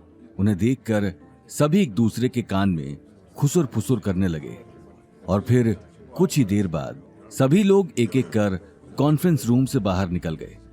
अवनी को अभी तक अपनी आंखों पर यकीन नहीं हो रहा था। वो भी सभी के साथ कॉन्फ्रेंस रूम से बाहर निकल गई। वहीं दूसरी तरफ नील अपने गुस्से पर काबू नहीं कर पा रहा था और साथ ही गायत्री देवी भी हैरान थी। आखिर ये सब हुआ कैसे? एक रात में आखिर चेयरमैन का मूड कैसे बदल गया? जरूर इसके पीछे कोई ना कोई है। हाँ, और मैं जानता हूं कि कौन है। ये कहते ही नील गुस्से में गेट से बाहर निकल गया। उसका गुस्से भरा चेहरा देखकर गायत्री देवी तुरंत उसे रोकने के लिए पीछे पीछे चली गई। वहीं दूसरी तरफ अवनी की आंखों में खुशी साफ दिखाई दे रही थी। वो ये बात बताने के लिए गौतम के पास वेटिंग रूम में आ गई। गौतम अवनी का खिला हुआ चेहरा देखते ही सारी बातें समझ चुका था। गौतम, मुझे यकीन नहीं हो रहा, तुमने जैसा कहा था वैसा। अवनी आगे कुछ बोलती उससे पहले नील वहां पहुंच गया। उन दोनों को हंसते हुए देखकर नील ने कहा, अच्छा तो ये सब तुमने किया है? आखिर तुम्हें मेरी खुशी बर्दाश्त नहीं हुई ना अवनी? तुम्हारा दिमाग तो ठिकाने पर है। तुमने मेरा डिजाइन चुराया, धोखे से उस पर अपना नाम भी लिखा, और अब जब सच सबके सामने आया है तो इसका जवाब तुम मुझसे मांगने आए हो? हाँ, बताओ ऐसा क्या किया है तुमने रातों रात? कहीं ऐसा तो नहीं कि इस प्रोजेक्ट को लेने के चक्कर में तुमने चेयरमैन से कॉम्प्रोमाइज कर दिया हो? ये कहते हुए नील अवनी के पास आने लगा, लेकिन गौतम ने उसी वक्त गुस्से में उसके कंधे पर हाथ रख दिया। बस बहुत हुआ। इसके आगे अपने गंदे मुंह से अवनी के खिलाफ एक भी शब्द निकाला तो मैं तेरा क्या हाल करने वाला हूं वो तू सोच भी नहीं सकता। क्या करेगा? मारेगा? अबे तेरे जैसे मैं अपनी जेब में लेकर घूमता हूं। साले खुद की बीवी तो संभलती नहीं और मुझे धमकी दे रहा है। पता नहीं किस किस से अपना मुंह काला कराए फिर रही है। कल गई होगी चेयरमैन के पास अपने हुस्न का जादू चलाने, तभी तो उन्होंने रातों रात मुझे कॉन्ट्रैक्ट देने से मना कर दिया।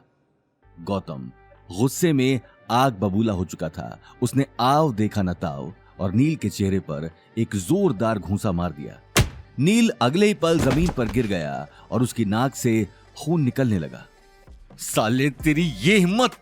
नील अपनी नाक से खून साफ कर गौतम को मारने के लिए आगे बढ़ा, लेकिन गौतम ने उसी वक्त कसकर उसका कॉलर पकड़ लिया।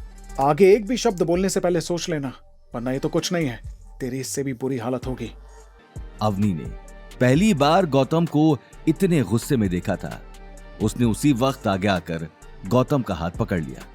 गौतम छोड़ो, इस आदमी से मुंह लगने का मतलब है अपना मुंह खराब करना। चलो चलते हैं यहाँ से, चलो। ये कहते हुए अवनी गौतम को लेकर वहां से निकल गई, लेकिन उन दोनों को इस तरह लड़ते हुए देखकर ऑफिस में मौजूद सभी लोगों को बात करने का नया टॉपिक मिल चुका था। सभी एक दूसरे के कान में खुसुर फुसुर कर रहे थे, लेकिन नील बिना किसी बात पर ध्यान दिए अवनी और गौतम को जाते हुए देख रहा था। हाँ, निकल जाओ यहां से। गार्ड्स, निकालो इन दोनों को और आज के बाद यहां नजर ना आए ये दोनों। नील ये कहते हुए गुस्से में अपने कैबिन में जाने लगा, लेकिन तभी किसी ने उसके चेहरे पर एक जोरदार थप्पड़ रसीद कर दिया। थप्पड़ इतना तेज था कि कुछ सेकंड्स नील के आसपास अंधेरा छा चुका था। उसने जैसे ही घूम कर देखा तो सामने गायत्री देवी दिखाई दी। दादी सा, क्या हुआ? गायत्री देवी का चेहरा गुस्से से बुरी तरह लाल था। गायत्री देवी को देखते ही आसपास खड़े लोग अपने अपने काम में लग गए। चुप, बिल्कुल चुप। इतना सब कुछ होने के बाद भी तुम्हारा पेट नहीं भरा जो ऑफिस के लोगों के सामने तमाशा कर रहे हो? आखिर तुम्हारा दिमाग क्या घास चढ़ने गया है? सॉरी दादी सा, वो मैं गुस्से में था क्योंकि ये सब जिसने भी किया है मैं उसका पता कर लूंगी, इसीलिए तुम अब चुप रहो, कुछ नहीं करोगे। मैं खुद चेयरमैन के पास जा रही हूँ। गायत्री देवी अवतार ग्रुप के लिए निकल जाती है। नील अपनी गाल पर हाथ रखकर बहुत देर वहीं खड़ा रहा। वहीं दूसरी तरफ अवनी और गौतम कार लेकर घर जाने के लिए निकल गए। अवनी मन ही मन खुश भी थी और कहीं ना कहीं वो गौतम को गुस्से में देखकर हैरान भी थी। थैंक यू नील से मेरी। अवनी, मैं तुम्हारा हस्बैंड हूँ।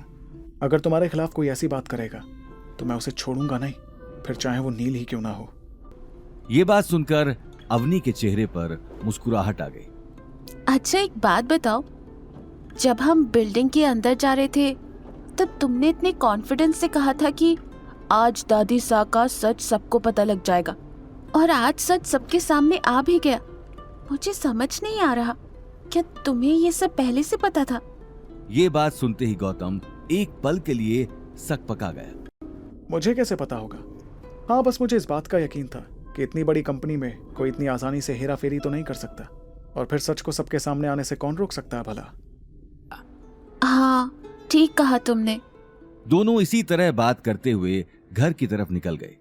वहीं दूसरी तरफ गायत्री देवी कॉन्ट्रैक्ट ना मिलने की वजह पूछने के लिए अभिनव गुप्ता के ऑफिस में पहुंच चुकी थी। गायत्री देवी को सामने देखते ही अभिनव सारी बातें समझ चुका था। कहिए गायत्री जी।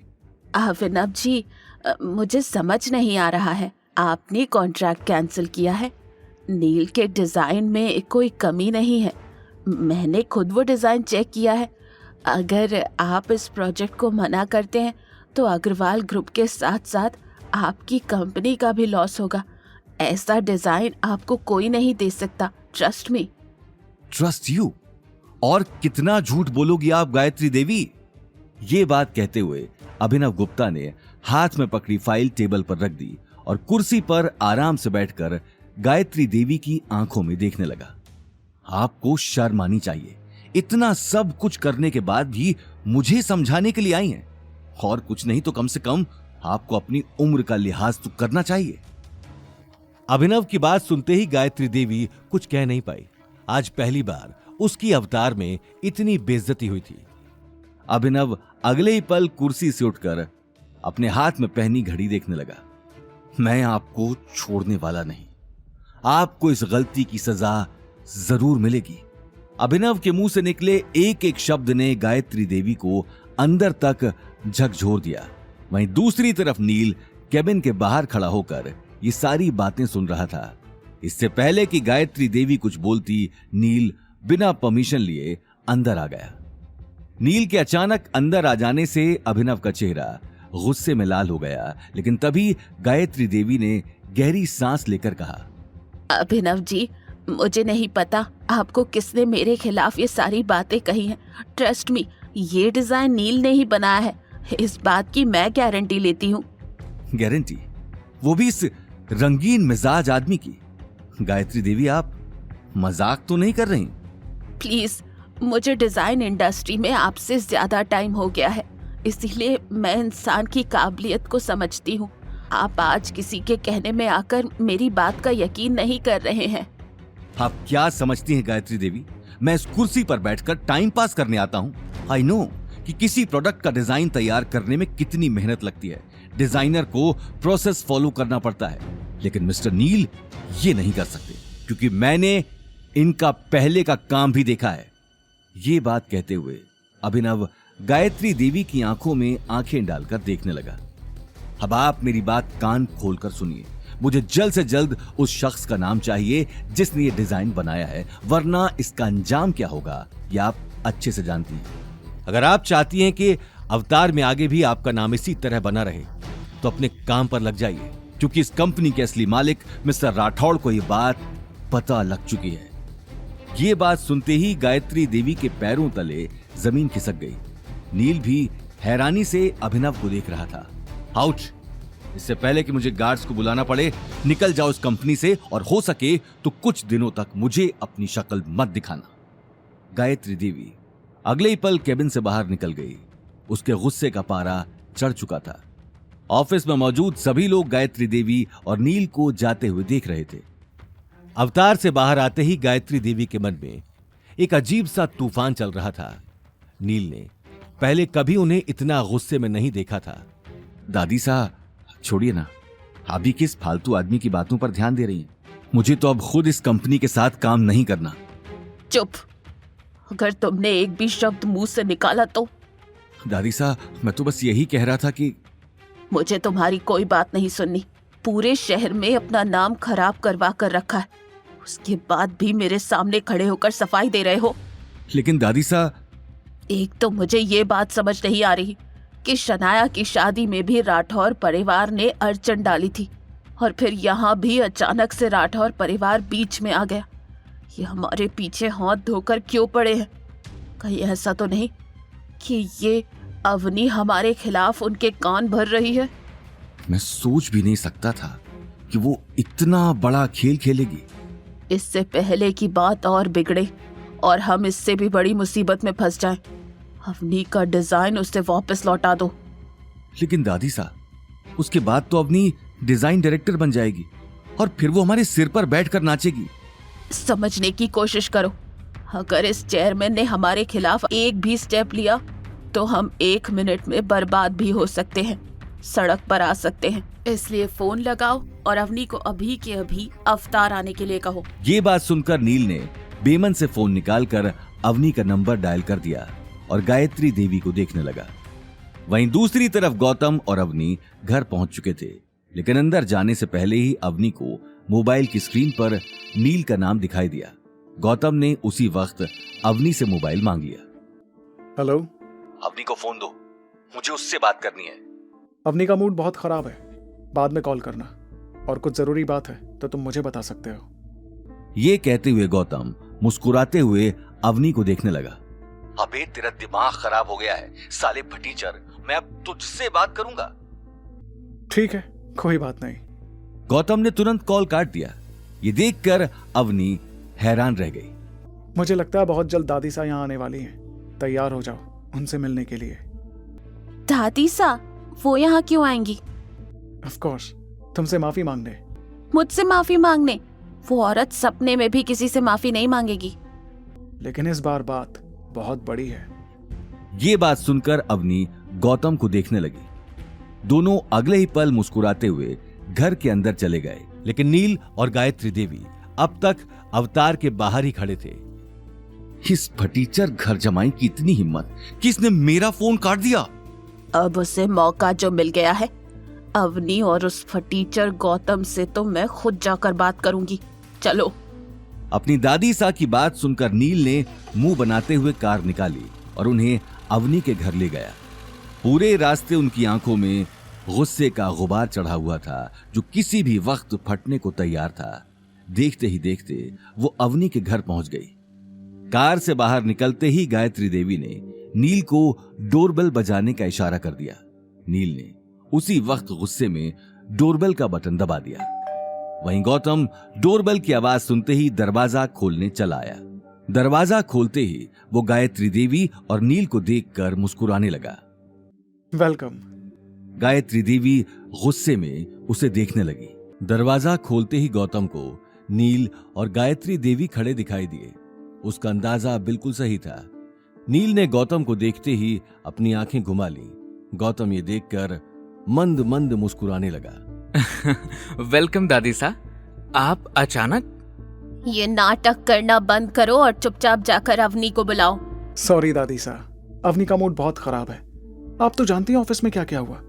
बेहतर होगा कि आप यहाँ से चली जाएं। लगता है बहुत पर निकल आए हैं तुम्हारे। मुझे जाने को कह रहे हो? हटो सामने से। घर में कोई तो होगा। अनिल कहाँ है? या फिर उसकी बीवी गीता? क्या सब लोगों का ही मूड खराब है? ये कहते हुए गायत्री देवी घर के अंदर जाने लगी, लेकिन गौतम अभी तक उन दोनों का रास्ता रोककर खड़ा था। गायत्री देवी ने उसी वक्त गुस्से में अपने चेहरे से चश्मा हटा लिया, लेकिन इससे पहले कि वो आगे कुछ कह पाती, गीता अंदर से भागकर आ गई। गायत्री देवी को सामने देखते ही उसके चेहरे पर पसीना आ गया। अरे मासा, आप आइए ना, अंदर आइए। आप बाहर क्यों खड़ी हैं? तुम्हारा ये होनहार दामाद सामने से हटे तो मैं अंदर आऊं ना।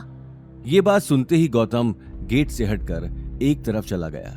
गीता उसे आंखें दिखाने लगी। गौतम के हटते ही गायत्री देवी और नील अंदर आकर मुंह बनाने लगे। मासा, आप इस तरह अचानक?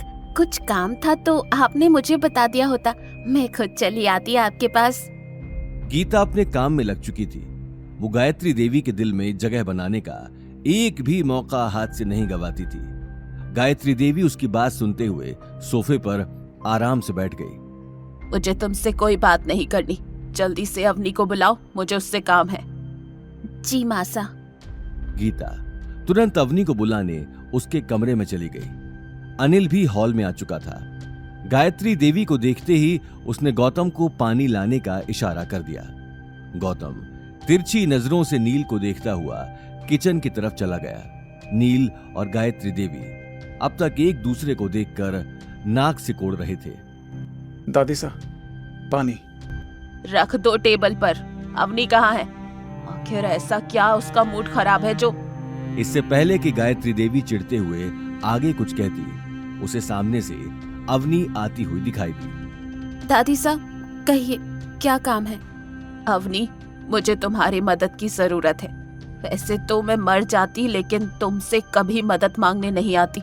लेकिन क्या करें, कुछ लोग जोधपुर में इतने ज्यादा मशहूर हैं कि उनकी वजह से मुझे यहाँ आना ही पड़ा।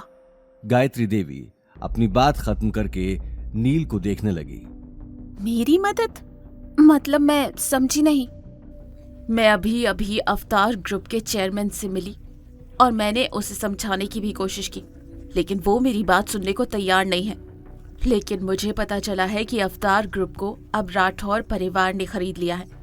इसलिए तुम मेरी तरफ से डायरेक्टर मिस्टर राठौर से जाकर बात करो। ये बात सुनते ही गीता और अनिल हैरानी से एक दूसरे को देखने लगे। वहीं अवनी को अब तक की बात समझ में नहीं आ रही थी। मैं कैसे बात कर सकती हूँ? मैं तो राठौर परिवार के किसी भी शख्स को जानती तक नहीं हूँ। और वैसे भी ये बात मैं आपको उस दिन पार्टी में भी बता चुकी हूँ। मुझे इस बात से कोई मतलब नहीं कि तुम उस परिवार को जानती हो कि नहीं। ये प्रॉब्लम तुम्हारी बनाई हुई डिजाइन से शुरू हुई थी, इसीलिए इसका सलूशन भी तुम्हें ही ढूंढना है। अब तुम्हें क्या करना है, कैसे करना है, ये तुम ही डिसाइड करो। अगर इसका सलूशन नहीं मिला तो समझ लेना कि मेरा तुम्हारे इस परिवार से बचा कुचा रिश्ता भी खत्म हो गया। अपनी बात कहते हुए गायत्री देवी अनिल और गीता को देखने लगी। अनिल, तुम्हारी बेटी के छोटे से दिमाग में ये बात ना घुसे तो अच्छे से समझा लेना अपनी बेटी को। गायत्री देवी अगले ही पल नील को लेकर वहां से निकल गई। उनकी धमकी सुनकर सभी के होश उड़ चुके थे। एक पल के लिए पूरे हॉल में सन्नाटा छा गया। अवनी, आखिर बात क्या है? आखिर मासा किस डिजाइन की बात कर रही थी और तुम्हें राठौर परिवार से बात करने को क्यों बोल रही हैं? मॉम, बहुत लंबी कहानी है, मैं आपको बाद में समझाऊंगी। फिलहाल तो मुझे ये समझ में नहीं आ रहा कि आखिर मैं कहाँ से इतने बड़े आदमी से बात करूं जिसका नाम भी मुझे नहीं मालूम है और जिसे मैंने आज तक देखा भी नहीं। अवनी बेटा, अब मासा ने कहा तो तुझे जाना ही पड़ेगा। देखा नहीं वो कितने गुस्से में यहां से गई है। बेटा, इस बार हमारे परिवार की रेपुटेशन का सवाल है, और वैसे भी तू मिस्टर राठौड़ को नहीं जानती, लेकिन वो तो तुझे जानते हैं। वो आदमी जो उस दिन पार्टी में गिफ्ट्स लेकर आया था, वो जरूर तुझे वहां मिल जाएगा। अवनी, सोच जरा, जो इतने महंगे महंगे गिफ्ट्स दे सकता है, उसके लिए एक कॉन्ट्रैक्ट क्या बड़ी बात होगी। वो तेरे कहने पर यूं ही साइन कर देगा। ये बात सुनकर गौतम की आंखों में गहरी चमक आ चुकी थी। आज उसी के सामने उसके लिए इतनी बड़ी बड़ी बातें हो रही थी। ओह गॉड, कोई मेरी बात पर यकीन क्यों नहीं कर रहा है? मैं नहीं जानती राठौर परिवार में से किसी को, और मुझे अब इस बारे में कोई बात नहीं करनी। अवनी बार बार एक बात दोहराकर झुंझला चुकी थी। वो अगले ही पल अपने कमरे में चली गई। उसके जाते ही गीता गुस्से में गौतम को देखने लगी। इस सब की वजह ये मनहूस आदमी है।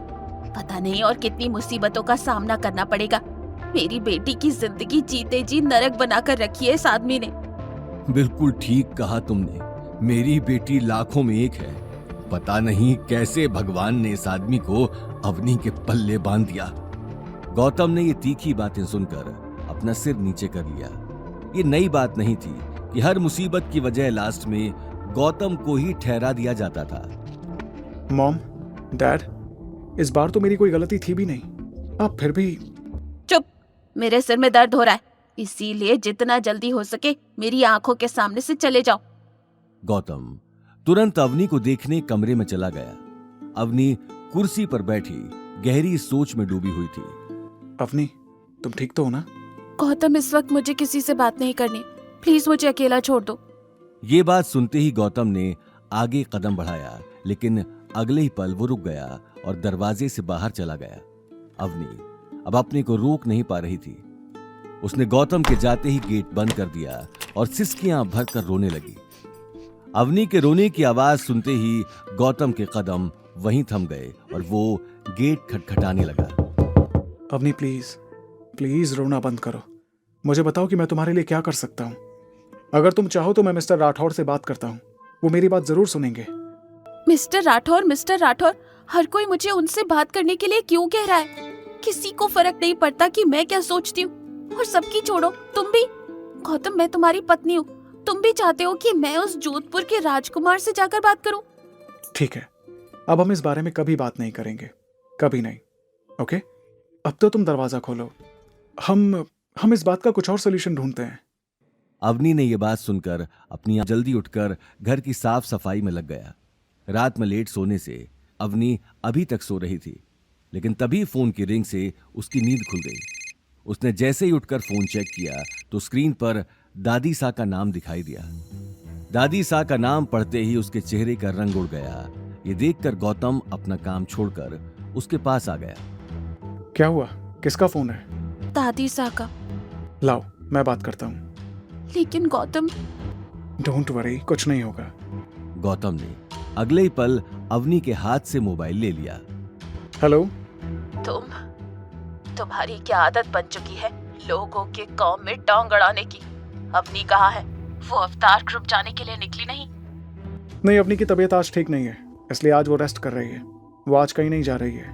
तबीयत खराब हो या फिर वो मर ही क्यों ना रही हो, उसे बोलो कि उसे अवतार ग्रुप तो जाना ही पड़ेगा, वरना मैं उसे अग्रवाल ग्रुप क्या जोधपुर में किसी भी कंपनी में काम नहीं करने दूंगी। ये बात सुनते ही गौतम ने गुस्से में कॉल काट कर मोबाइल स्विच ऑफ कर दिया। ये देखकर अवनी को टेंशन होने लगी। गौतम, ये क्या किया तुम? अवनी, आज तुम्हें कहीं जाने की जरूरत नहीं है। आज तुम घर पर बैठकर रेस्ट करोगी, इसलिए मैंने तुम्हारा मोबाइल स्विच ऑफ कर दिया है। ये बात कहते ही गौतम ने अवनी के ऊपर ब्लैंकेट ढक दिया। अवनी आगे कुछ कह नहीं पाई और गौतम को देखकर मुस्कुराने लगी। वहीं दूसरी तरफ गायत्री देवी अग्रवाल हाउस के हॉल में चक्कर काट रही थी। गौतम के अचानक फोन काट देने की बात से उसकी आंखें गुस्से में लाल हो चुकी थीं। नील और शनाया चुपचाप खड़े होकर अपनी दादी को देख रहे थे। आखिर ये दो कौड़ी के आदमी की हिम्मत कैसे हुई मेरा फोन काटने की? एक बार ये मामला सुलझने दो, इससे तो मैं बताऊंगी। गले में कुत्ते का पट्टा पहनाकर इसे पूरे जोधपुर में नहीं घुमाया तो मेरा नाम भी गायत्री देवी नहीं। ये बात कहते हुए गायत्री देवी गुस्से में शनाया और नील को देखने लगी। दादी साहब प्लीज आप इतना गुस्सा मत कीजिए, आपकी तबीयत वैसे ही खराब है।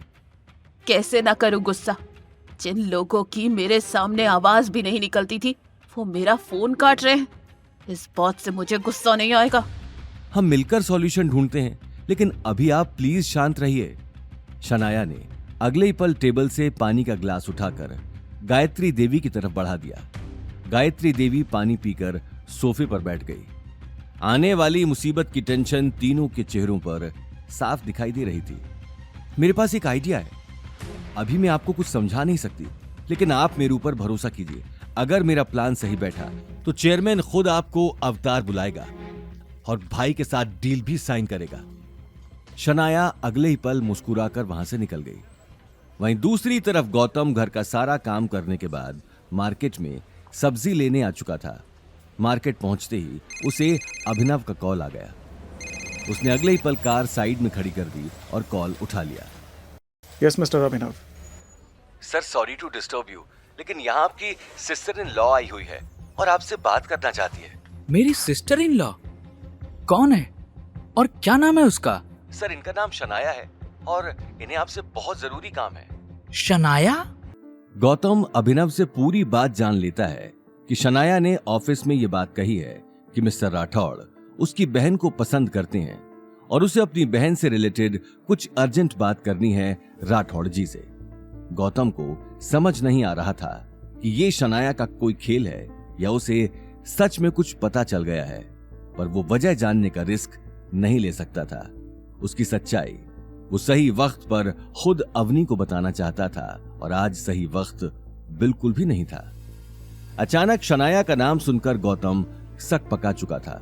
वहीं अभिनव मोबाइल पर छाए सन्नाटे से कुछ समझ नहीं पा रहा था। सर क्या मैं उन्हें आपका नंबर दे दूं? नहीं, उसे नंबर मत दीजिए। अगर कुछ जरूरी काम ही है तो मेरा मिलना ही ठीक रहेगा। आप एक काम कीजिए, उसे आज शाम 7:30 बजे कैफे शीश महल आने के लिए कह दीजिए। मैं यहाँ से जाते हुए उससे भी मिल लूंगा। Okay sir. अभिनव ने अगले ही पल कॉल काट दिया। वहीं कॉल कटते ही गौतम गहरी सोच में पड़ चुका था। उसे कहीं ना कहीं अपनी सच्चाई सभी के सामने आ जाने का डर था। वहीं गौतम से बात करके अभिनव ने मुस्कुराते हुए शनाया से कहा, सर ने आपको 7:30 बजे कैफे शीश महल आने को कहा है। वो शाम को वहीं से निकलेंगे तो आपसे भी मिल लेंगे। शनाया ने खुश होते हुए कहा, ठीक है, थैंक यू। शनाया ने अगले ही पल टेबल से अपना बैग उठा लिया और घड़ी में टाइम देखने लगी। उसके पास अब ज्यादा टाइम नहीं था और साथ ही उसका राठौड़ परिवार से पहला इंटरेक्शन होने जा रहा था। वो तुरंत मॉल से अपने लिए एक ड्रेस लेने के लिए निकल गई। अभिनव इससे पहले कि कुछ कह पाता शनाया जा चुकी थी। ये देखकर अभिनव को थोड़ा अजीब लगा। अवतार से निकलकर शनाया बहुत बड़े से शॉपिंग मॉल में चली गई। शनाया मन ही मन बोली, दादी साहब कोई गुड न्यूज बाद में ही दूंगी, पहले मैं तो देख लूं आखिर ये है कौन जो पूरी दुनिया को छोड़कर अवनी जैसी लड़की को दिल दे बैठा है और झट से मुझसे मिलने के लिए भी तैयार हो गया है, ये जानकर मैं उसकी सिस्टर इन लॉ हूं। ये बात सोचते हुए शनाया ने शॉपिंग मॉल से एक बहुत महंगी ड्रेस ले ली। देखते ही देखते 6 बज चुके थे। शनाया 1 मिनट भी लेट नहीं होना चाहती थी। वो अगले ही पल कार लेकर कैफे शीश महल जाने के लिए निकल गई। कैफे शीश महल पहुंचते ही वो अपने आसपास देखने लगी। आसपास कोई नहीं था। कैफे पूरी तरह से खाली था। खाली कैफे देखते ही वो कोने पर रखी टेबल पर जाकर बैठ गई। कुछ देर बैठने के बाद उसने घड़ी पर नजर डाली तो 7:30 बजने में सिर्फ 10 मिनट बचे थे। ये देखकर वो अपने बाल ठीक करने लगी और कैफे के गेट को देखने लगी। जैसे जैसे टाइम निकलता जा रहा था उसके दिल की धड़कनें तेज होती जा रही थी। बाल ठीक करते ही उसे दरवाजा खुलने की आवाज सुनाई दी। उसने घड़ी में देखा 7:30 बज चुके थे। उसकी आंखों में गहरी चमक साफ दिखाई दे रही थी। वो अगले ही पल मुस्कुराते हुए चेयर से उठकर खड़ी हो गई, लेकिन गेट खुलते ही उसे पीठ किए हुआ एक आदमी दिखाई दिया जो चारों तरफ से कैफे को देख रहा था।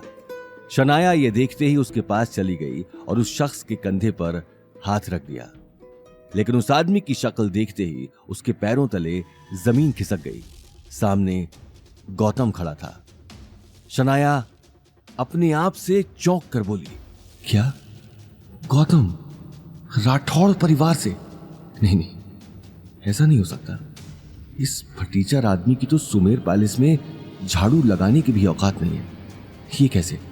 मैं भी क्या सोच रही हूं। वहीं दूसरी तरफ शनाया को हैरान देखकर गौतम को भी कुछ न कुछ गड़बड़ी का अंदाजा हो चुका था। मैं पूछ सकती हूँ कि तुम यहां क्या कर रहे हो? तुम्हारी औकात है इतने महंगे कैफे में आने की? सॉरी, लेकिन तुम किसी का वेट कर रही थी क्या? हाँ, और तुमने आकर मेरा पूरा मूड खराब कर दिया। कम से कम अंदर आने से पहले अपनी औकात तो देख लेते। मैं बहुत इंपॉर्टेंट गेस्ट से मिलने आई हूं, इसलिए जितना जल्दी हो सके यहां से निकल जाओ, वरना मैं गार्ड्स को बुलाकर तुम्हें बाहर फिकवा दूंगी। ये बात सुनते ही गौतम गहरी सांस लेकर मन ही मन मुस्कुराने लगा। शनाया के मुंह से निकले शब्दों को सुनकर वो समझ चुका था कि अभी तक उसकी आइडेंटिटी किसी को पता नहीं चली थी। मैं तो यहाँ पास के ही मार्केट में आया हुआ था, बस तुम्हें अंदर जाते हुए देख लिया तो यहाँ चला आया।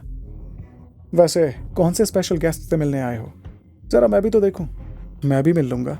शनाया फिर गुस्से से बोली, तुम अपना दिमाग क्या घर पर रख कर आए हो? मेरे सामने ज्यादा ओवर स्मार्ट बनने की कोशिश मत करना। मैं यहाँ मिस्टर राठौड़ से मिलने आई हूँ। उन्होंने खुद मुझे फोन करके यहाँ बुलाया है। हाँ, वैसे तो तुम्हारा सरनेम भी राठौड़ ही है ना, लेकिन देखो तुम खुद को, तुम कहां और राठौड़ परिवार के छोटे हुक्म कहां। सरनेम देखकर कभी खुद को उनसे कंपेयर मत कर लेना। मेरे ऊपर उंगली उठाने से पहले खुद को देख लो, क्योंकि मुझसे तुम्हारी और तुम्हारे परिवार की कोई बात नहीं छुपी है। एक के बाद एक अग्रवाल हाउस में इतने सारे ड्रामे चल रहे हैं, उसे तो संभाल नहीं पा रहे और मेरे बारे में बोल रही हो। ये बात सुनते ही शनाया का चेहरा गुस्से से तमतमा गया। वो सोच भी नहीं सकती थी कि गौतम कभी उसे इस तरह से जवाब देगा। मैं तुम्हें आखिरी बार समझा रही हूं कि निकल जाओ यहां से, इससे पहले कि मुझे गुस्सा आ जाए और मैं तुम्हारे साथ कुछ कर बैठूं। Get out. ठीक है, अगर तुम कहती हो तो मैं यहां से चला जाता हूं, लेकिन कहीं ऐसा ना हो कि तुम्हें बाद में पछताना पड़े। पछताना? मुझे? और वो भी तुम्हें यहां से निकालने के लिए? निकलो यहां से अभी के अभी, नहीं तो तुम्हें यहां खड़ा रहने के लिए पछताना पड़ेगा। ये बात सुनते ही गौतम मंद मंद मुस्कुराने लगा और अगले ही पल वहां से निकल गया। लेकिन शनाया की आंखों में अभी तक गुस्सा भरा था। गौतम के जाते ही वो घड़ी में टाइम देखने लगी। ओहो, 8 बज गए। इस फालतू आदमी के साथ बात करने में पूरा टाइम वेस्ट हो गया। मिस्टर राठौड़ आते ही होंगे। ये बात कहते हुए शनाया वापस जाकर उसी टेबल पर बैठ गई। वहीं दूसरी तरफ गौतम कैफे से निकलते ही अपनी कार में जाकर बैठ गया, लेकिन कार चालू करने से पहले ही उसके पास अभिनव का कॉल आ गया। Yes mister Abhinav. सर, आपने मिस शनाया से बात कर ली? हाँ, और उससे बात करके मेरे सिर में दर्द होने लगा है। वो आपसे झूठ बोलकर मेरा नंबर मांगने आई थी। और एक बात गौर से सुनो, वो मेरी पत्नी की वेल विशर नहीं है, इसलिए ध्यान रहे कि उसे मेरे नाम पर कभी भी कोई स्पेशल ट्रीटमेंट ना मिले। आपको थोड़ा और समझदारी दिखानी होगी मिस्टर अभिनव। किसी भी अरे गहरे के लिए आज के बाद मुझे डिस्टर्ब मत करना। क्या? आई एम सॉरी सर, मुझसे बहुत बड़ी गलती हो गई। कोई बात नहीं, लेकिन अब अग्रवाल परिवार के खिलाफ कोई बड़ा एक्शन लेने का वक्त आ गया है। मैं आपको जल्दी बताता हूँ कि आगे क्या करना है। गौतम ने अगले ही पल कॉल काट दिया और घर की तरफ निकल गया। वहीं दूसरी तरफ शनाया कैफे में ही बैठकर मिस्टर राठौड़ के आने का वेट कर रही थी। देखते ही देखते 11 बज चुके थे और कैफे बंद होने का टाइम भी हो चुका था। कैफे बंद होने के बाद भी शनाया अपनी कार में बैठकर लगातार वेट करती रही। 12 बज चुके थे और अब शनाया पूरी तरह से झुंझला चुकी थी। उस चेयरमैन ने मुझे 7:30 का टाइम बताया था और अब 12 बजने को हो रहे हैं। खैर, कोई बात नहीं, मैं आज मिस्टर राठौड़ से मिले बिना तो नहीं जाने वाली, फिर चाहे मुझे आज पूरी रात ही इंतजार क्यों ना करना पड़े। शनाया ने पूरी रात कैफे के बाहर रुकने का मन बना लिया था। वहीं गायत्री देवी शनाया के घर ना आने की वजह से चिंतित थी। उन्होंने उसी वक्त शनाया को कॉल कर दिया। शनाया बेटा, कहाँ हो? 12 बज रहे हैं। दादी साहब, मैं जहां भी हूं ठीक हूं, आप सो जाइए, मुझे आने में थोड़ा टाइम लगेगा। गायत्री देवी का सिर फटा जा रहा था।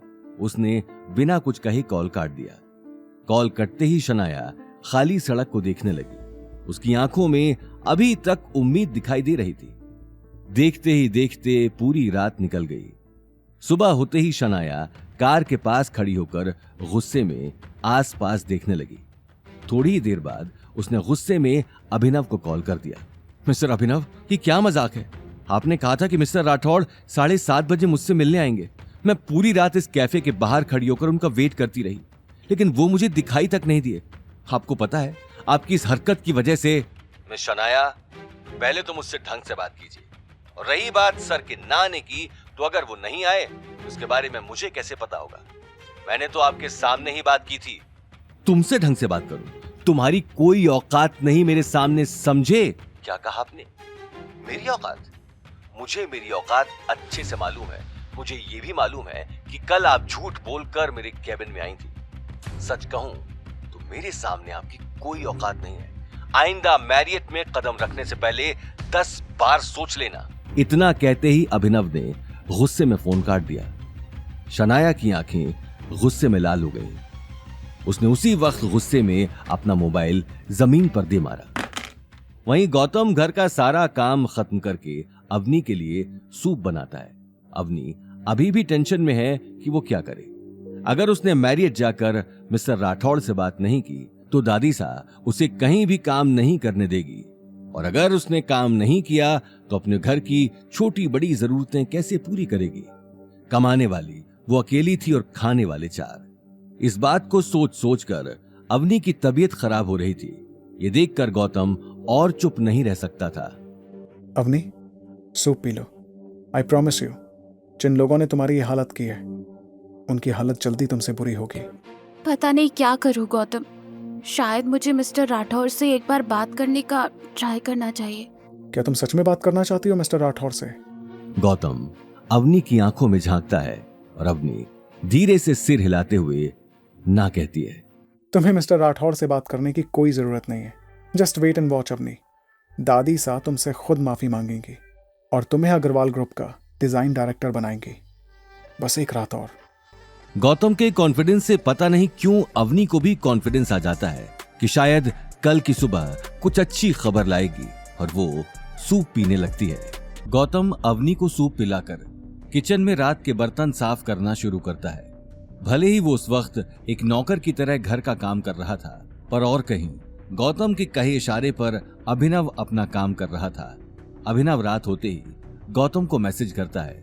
गौतम उस मैसेज को पढ़कर मन ही मन मुस्कुराता है, ये सोचते हुए कि अवनी तो सो गई, पर उसके दुश्मन आज चैन की नींद नहीं सो पाएंगे। ठीक जैसा गौतम ने सोचा था वैसा ही हाल था सबका अग्रवाल हाउस में, जहां गायत्री देवी मुंह फुलाए हॉल में बैठी थी। वो सुबह से अवनी का कॉल ट्राई कर रही थी, लेकिन अवनी का फोन लगातार स्विच्ड ऑफ आ रहा था। अब धीरे धीरे गायत्री देवी के सब्र का बांध टूटता जा रहा था। वहीं नील पास में ही खड़ा होकर अपनी दादी को देख रहा था। वो मौके की नजाकत को समझ चुका था। इस लड़की का अभी तक कोई अपडेट नहीं है। पता नहीं ये अवतार गई भी है कि नहीं। ना ही इसका फोन लग रहा है और ना ही इसने खुद फोन किया है। कभी सोच भी नहीं सकती थी कि इस लड़की के इतने पर निकल आएंगे। दादी सा, जब से हमने उससे मदद मांगी तब से उसके और ज्यादा भाव बढ़ गए हैं। देखा ना, कल सीधे मुंह बात भी नहीं कर रही थी, और उस घर जमाई की भी आजकल बहुत जुबान चल रही है। कुछ दिन खैर मनाने दो इन लोगों को, फिर इस गलती की इन दोनों को बहुत बड़ी कीमत चुकानी पड़ेगी। ये गीता के साथ साथ अनिल भी देखेगा। अनिल शायद भूल गया है कि जब उसकी माँ को गुस्सा आता है तब वो सामने देखती नहीं कि कौन खड़ा है। इससे पहले कि गायत्री देवी आगे कुछ कहती, उन्हें दरवाजे से शनाया आती हुई दिखी। शनाया को देखते ही वो सोफे से उठकर खड़ी हो गई। पूरी रात कहाँ थी शनाया? बात हुई चेयरमैन से? शनाया ने समझाते हुए कहा, हाँ दादी सा, और कल शीश महल कैफे में मिस्टर राठौड़ मुझसे मिलने आ रहे थे। मैं टाइम पर पहुंच गई थी। फिर न जाने वो घर जमाई गौतम कहां से आ गया। उसे जैसे तैसे मैंने वहां से भगाया, लेकिन पता नहीं क्या बात हुई। बहुत देर इंतजार करने के बाद भी मिस्टर राठौड़ नहीं आए। गायत्री देवी ने यह बात सुनी तो सुनते ही अपना हाथ जोर से टेबल पर दे मारा। उनका शरीर गर्म और आंखें लाल हो चुकी थी। आखिर इस गौतम की इतनी मजाल। क्या लगता है अवनी को कि गायत्री देवी उससे भीख मांगेगी? वो अब अपने फटीचर पति को आगे करने लगी है। इससे पहले कि गायत्री देवी आगे कुछ बोलती, नील उन्हें हैरानी से देखने लगा। उसके हाथ में मोबाइल था और मोबाइल में चल रही न्यूज की आवाज सभी को सुनाई दे रही थी। क्या हुआ नील? ये किसकी न्यूज सुन रहे हो? गायत्री देवी की बात सुनते ही नील ने अपना मोबाइल उन्हें दे दिया। मोबाइल में अब तक न्यूज चल रही थी। गायत्री देवी, जिनका कंस्ट्रक्शन इंडस्ट्री में बहुत नाम है, जो हाल ही में मैरियट के साथ एक प्रोजेक्ट पर काम करने वाली थी, उनके बारे में अभी अभी एक न्यूज पता चली है। आज सुबह ही मैरियट के चेयरमैन ने हमें बताया कि मिस गायत्री देवी ने कंपनी के साथ बहुत फ्रॉड किया है। बताया जा रहा है कि उन्होंने मैरियट के आने वाले डिजाइन में हेराफेरी करके कंपनी को धोखा देने की कोशिश की है। जी हां, इस खबर के सामने आने के बाद जोधपुर की बड़ी बड़ी कंपनियों में हलचल मच गई है। सभी कंपनियों के मालिक गायत्री देवी के ऊपर सवाल खड़े कर रहे हैं। मैरियट के चेयरमैन से बातचीत के दौरान चेयरमैन ने यह चिंता जाहिर की कि अग्रवाल ग्रुप शायद पहले से सारे फ्रॉड करता रहा है, लेकिन इस बार उन्हें रंगे हाथों पकड़ लिया गया है। अब आगे क्या एक्शन होगा मिस्टर अभिनव का जानने के लिए बने रहिए हमारे साथ। ये न्यूज सुनते ही गायत्री देवी के पैरों तले जमीन खिसक गई। वो अभी तक अपनी आंखों पर यकीन नहीं कर पा रही थी। उनका पूरा शरीर कांपने लगा। बरसों से बनाई हुई इज्जत की 1 मिनट में धज्जियां उड़ चुकी थी। देखते ही देखते गायत्री देवी के हाथ से मोबाइल छूट गया और वो खामोश होकर सोफे पर बैठ गई। ये नहीं हो सकता, नहीं। गायत्री देवी की हालत देखते ही नील और शनाया उन्हें संभालने के लिए आगे आ गए। दादी साहब, आप फिक्र मत कीजिए, हमें चोरी का इल्जाम वापस अवनी पर ही लगा देंगे और बोल देंगे कि डिजाइन उसी ने चुराया था और फिर हमारा नाम ले रही है। ये बात सुनते ही गायत्री देवी ने गुस्से में नील के गाल पर चांटा जड़ दिया। तुम्हारे अंदर दिमाग है कि नहीं? यहाँ लोग मेरी रेपुटेशन पर सवाल उठा रहे और इस वक्त भी तुम बेवकूफी वाली बातें कर रहे हो। क्या कहोगे जाकर? तुम्हारा उस डिजाइन पर नाम लिखा है, भूल गए क्या? वो अब अवनी का नहीं, तुम्हारा डिजाइन है। सबसे पहले तो मुझे इस अवनी से मिलना है। इस लड़की ने कल से मेरी बात का जवाब नहीं दिया है। शनाया तुरंत बोली, लेकिन दादी, आपको नहीं लगता कि आपके बार बार वहां जाने से उन लोगों के भाव बढ़ जाएंगे? कभी कभी काम निकालने के लिए गधे को भी बाप बनाना पड़ता है, इसलिए वक्त आ गया है गधे को बाप बनाने का। ये कहते हुए गायत्री देवी शनाया और नील को लेकर अवनी के घर की तरफ निकल गई। घर का दरवाजा बंद देखते ही वो डोरबेल बजाने के लिए आगे बढ़ गई। दरवाजा खुलते ही उन्हें सामने गौतम खड़ा दिखा। आप लोग यहाँ क्या कर रहे हैं? सामने से हटो, मुझे अवनी से बात करनी है। अवनी इस वक्त किसी से मिलना नहीं चाहती है, बाद में आना। ये बात कहते हुए गौतम ने गायत्री देवी के मुंह पर दरवाजा बंद कर दिया। दरवाजा बंद होते ही गायत्री देवी गुस्से में अपने आसपास देखने लगी। शनाया गुस्से में बोली, दादी साहब, मैंने कहा था कि इस आदमी के बहुत पर निकल आए हैं। गायत्री देवी ने बिना कोई जवाब दिए जोर जोर से दरवाजा पीटना शुरू कर दिया। दरवाजे की जोरों की आवाज सुनते ही गीता दौड़ते हुए दरवाजा खोलने चली आई। गायत्री देवी को सामने देखते ही उसने तुरंत झूठी खातिरदारी शुरू कर दी। अरे मासा, आइए आइए। गायत्री देवी उसी वक्त गुस्से में नील और शनाया को लेकर अंदर आ गई। अपनी दादी सा के आने की खबर सुनते ही अवनी भी बिना वक्त गंवाए अपने कमरे से बाहर चली आई। अवनी के आते ही गायत्री देवी उसे ऊपर से नीचे तक देखने लगी। अवनी बेटा, मुझे माफ कर दो। कल पता नहीं मैं गुस्से में क्या क्या बोल गई, लेकिन अब तुझे मैरियट जाने की जरूरत नहीं, तू हमारी कंपनी में ही। इससे पहले कि अवनी आगे कुछ आकर कह पाती, गौतम ने गायत्री देवी की बात काट कर जवाब दिया। दादी साहब, आप कहना क्या चाहती हैं? साफ साफ कहिए ना। ऐसे गोल गोल बातें घुमाने से क्या मतलब? कल तक अवनी को कुछ हो जाए, उससे भी आपको मतलब नहीं था, और आज आप चिंता जाहिर कर रही हैं, इतना प्यार से बात कर रही हैं। नील गुस्से में बोला, तुझे दादी सास से बात करने की तमीज नहीं है क्या? जो मुंह में आ रहा है बोले जा रहा है। ये बात सुनते ही गौतम नील के पास चला गया और उसकी आंखों में आंखें डालकर देखने लगा।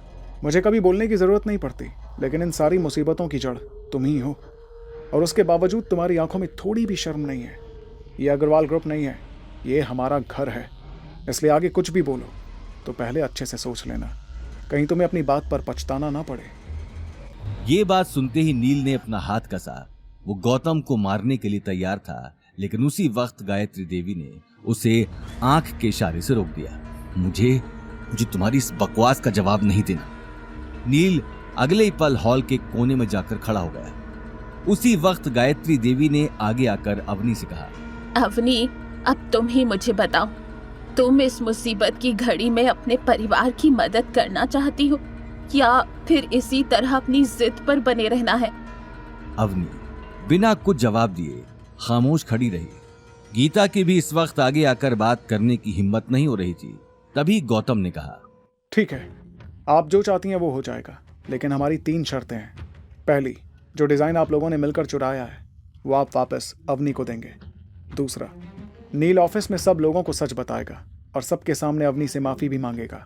और तीसरी, डिज़ाइन डायरेक्टर की पोस्ट भी अवनी को ही मिलनी चाहिए। ठीक है, मैं तुम्हारी 2 शर्तें मानने को तैयार हूँ, लेकिन तीसरी शर्त नहीं मान सकती।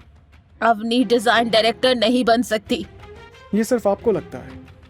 अगर आप ये शर्त मानने को तैयार नहीं है तो फिर सॉरी, अवनी भी आपकी बात मानने को तैयार नहीं है।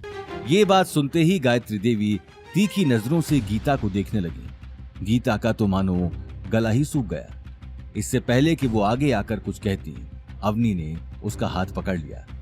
किसी को अपनी आंखों पर यकीन नहीं हो रहा था कि गौतम गायत्री देवी से इस तरह आंखें मिलाकर बात कर पाएगा। और दादी सा, आपकी जानकारी के लिए मैं आपको बता दूं कि मैरियट चेयरमैन सर को पहले से पता है कि वो डिज़ाइन नील ने नहीं अवनी ने बनाया है। इसलिए चेयरमैन सर ने खुद अवनी को अपॉइंटमेंट लेटर भेजा है, जिसमें साफ साफ लिखा है कि अवनी की एनुअल सैलरी 30 लाख है। मैं तो आपको बस परखना चाहता था, लेकिन आज भी आप यहाँ अपने मतलब के लिए ही आई हैं। सिर्फ अपने मतलब के लिए ही आई हैं, क्योंकि मार्केट में आपका नाम जो खराब हो गया। तो अब बताइए, अवनी इतनी बड़ी अपॉर्चुनिटी छोड़कर अग्रवाल ग्रुप क्यों ज्वाइन करेगी? ये बात कहते हुए गौतम ने अपनी जेब से एक अपॉइंटमेंट लेटर निकालकर गायत्री देवी को दे दिया।